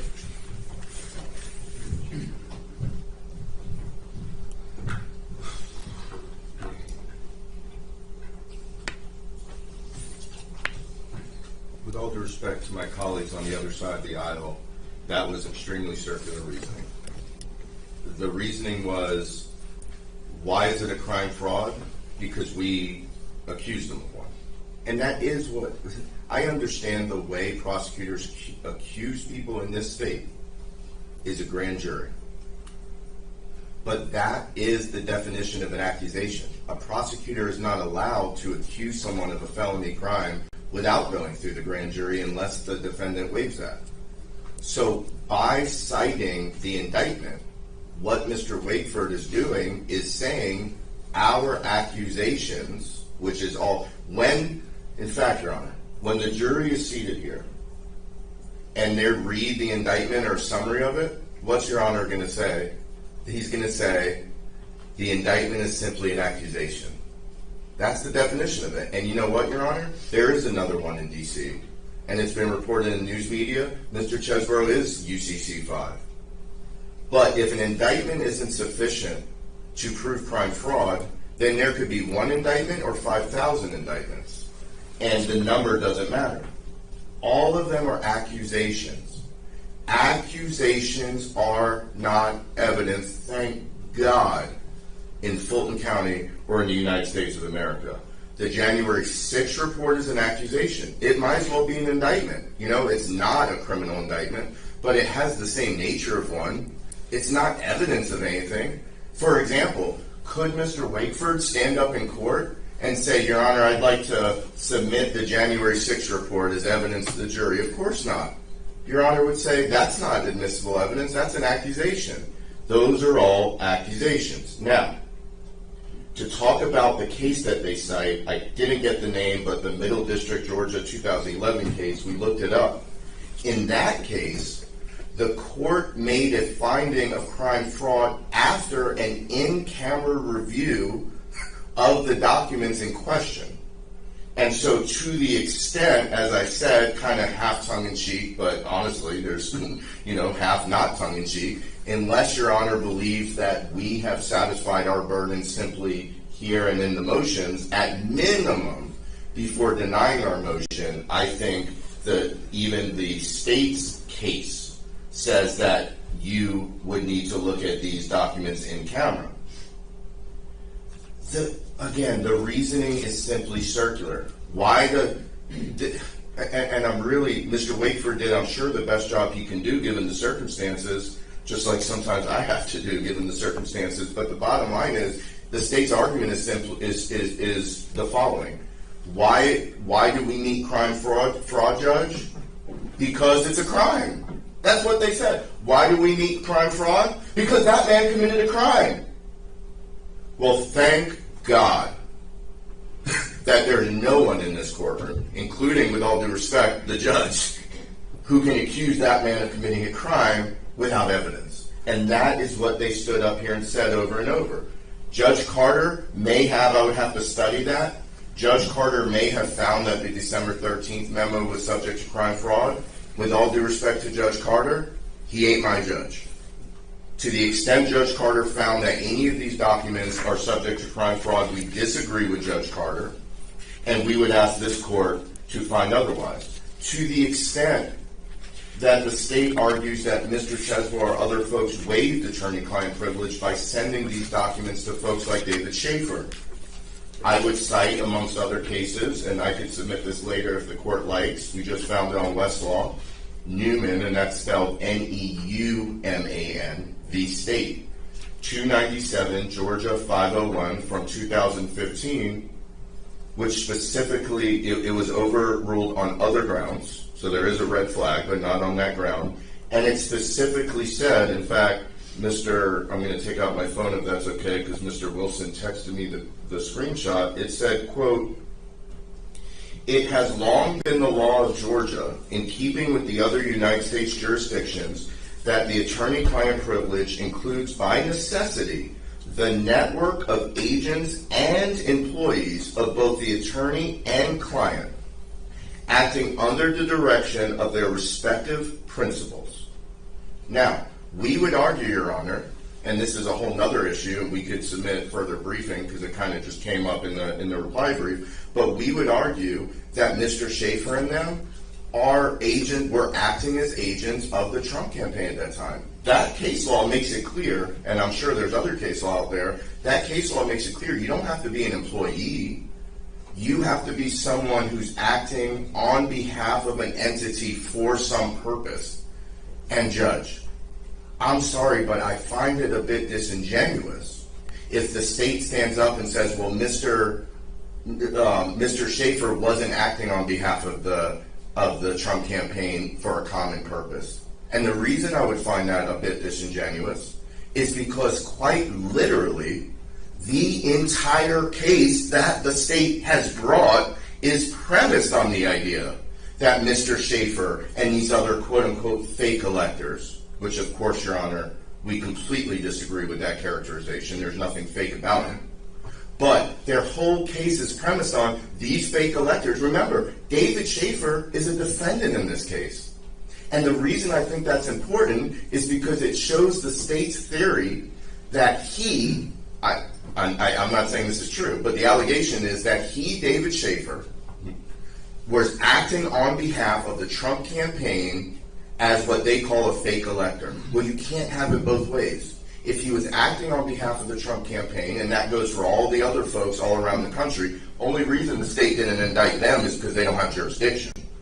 But if David Schaefer is allegedly acting on behalf of the Trump campaign in his role as a Republican elector, well, then he's an agent of the Trump campaign for that purpose, and under Newman v. State, there is no waiver. And the last thing I will say, Judge, is I misspoke slightly. While there is no engagement letter, and that's kind of the way I view it because, in my practice, certainly best practices are to have a letter signed, laying out. There is an email that we could submit in camera that was actually submitted to the DOJ when the same issue came up from between Judge Troupis and Mr. Chesebro that I will represent, I believe will be sufficient for the court to find that there was an attorney-client relationship. And then lastly, the state's argument that, well, that was about Wisconsin. I can also submit one or multiple emails to you where the Trump campaign reaches out to Mr. Chesebro and says, can you expand your research to the other states where there's pending litigation? And so that argument's somewhat dead in the water before it even really had a chance to breathe any life. With that, Your Honor, I really appreciate your time, and unless the court has any questions, that's all we have. Well, one moment, Brian. Thank you. All right. Thank you. All right, so let's do this to supplement some of the things that have come up as a result of the hearing. Mr. Grubman, if you could submit in camera, I believe this would also be ex parte, but the emails you just referenced that will, in your opinion, establish and document the existence and nature of the attorney-client relationship. And then if you could also submit, if you have them, the 5 identified challenge documents that you referenced, and then we'll make these. I'll file these under seal once I've received them from you to have them as part of the record. And the state, if also you referenced wanting to do this in camera, if you'd like to do a supplemental response that shows, without reference to any of the legal documents that are being challenged, why the prima facie case exists here. Certainly you can do that, and we'll have that as part of the same sealed filing. It could simply be a a bullet list. Here are the facts that we contend we're going to introduce at the trial. Here's why we think it shows that the crime that was committed outside of his documents, and I'll take a look at those and see if the standard has been met. So that leaves us with, I think both sides had requested some preliminary conversations about the jury questionnaire. I received those from both sides, and I certainly I've looked through them, and on the face, I would say that we would start with the defense's version as the working copy. I just think it's kind of better organized and put together. So I think on the front end, what I would ask is I've already incorporated. Excuse me. Can we go off the record on this, or do we need to be on the record to discuss the jury questionnaire? Okay, I always try to spare Ms. Smith. We would prefer to stay on that. That's fine. Okay, so I've already incorporated some changes as requested by jury services, so I'll send that working copy, CCU, to the state, and then I would ask the state to incorporate in the format with the boxes and the yes or no, so that we're all working off the same collective document. And then from there, we can start going through it in more detail. But on the front end, I'll just, if you need more time to look at it, we can take it up either tomorrow or at some other point, probably this week. But were there any initial reactions or objections on either side to what was in the questionnaire? And let's start with the state. Okay. And again, this isn't a speak now or forever hold your peace kind of situation, but we do need to get this over to jury services. My goal was by Friday so they could start making all the copies that they need to make. I hope it's okay if both of us say something. Generally, I'm just going to note this. I know this is going to be a combined document, Your Honor, but I think it's a serious issue, and I'm not trying to point fingers or anything, but my reading of the state's submission was essentially there was one question, and it was worded slightly different, but essentially my read was, are you a Republican? That's the state submission. Are you a Republican? And while that might be a moot point, it's not those exact words, but clearly that's what they're asking. They have nothing about any other political party. They simply say, did you volunteer for the Republican Party? And what that shows to me is that that's what this case is about. They're going to try to get all the people off the jury who have ever, supported any sort of Republican causes, who have ever supported the Republican Party or voted Republican. I just want to put the court on note and the government on notice that we are going to challenge that, because this cannot. Well, let's talk about. I understand that's the theme you take away, but when we actually look at the specific questions, many of them were identical. You asked, just like the state, how would you characterize your politics? Very liberal, somewhat liberal, conservative. You say, what political party do you identify with? That's identical to what they're asking. That's asking for which one.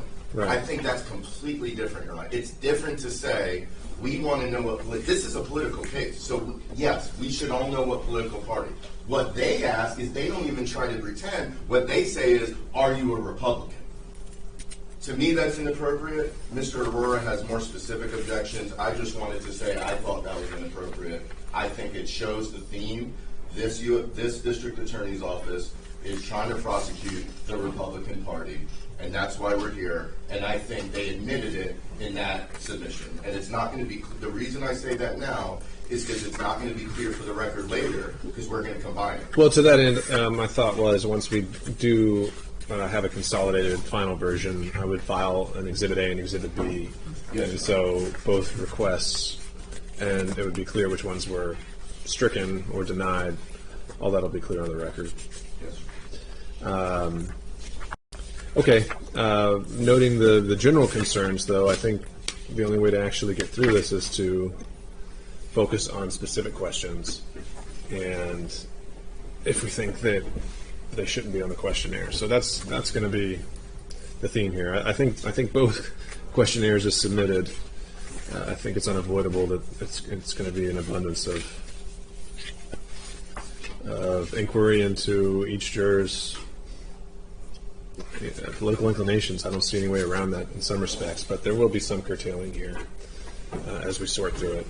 But as I'm doing that, I just wanted to give everyone an opportunity here to in addition to what Mr. Grubman mentioned, if there were any specific other questions or themes that you think I should be alert to.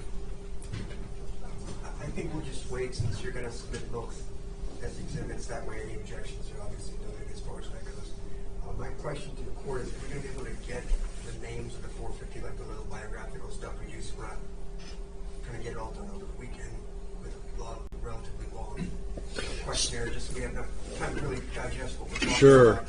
So again, more kind of the logistics of what we have planned. If you've tried a case here in Fulton, you know that a lot of times they'll give you this little biographical packet with the basics of, who's your spouse, where are you employed, what part of the county you live in. That is actually all manually entered by each of the jurors as they show up. And so what I saw in the questionnaire provided by the defense is all those questions are actually laid out here as well. So to have them answer this questionnaire and then show up and get that traditional packet that we use in Fulton County, to me seemed redundant, and it also kind of duplicative of services. So in terms of when you ask about the bio information, that's going to be from the questionnaire. So your other point was, how are you going to get this questionnaire and how far in advance? We've talked about the shared drive that everyone's going to have. As they're scanned and uploaded, everyone's going to have access to them.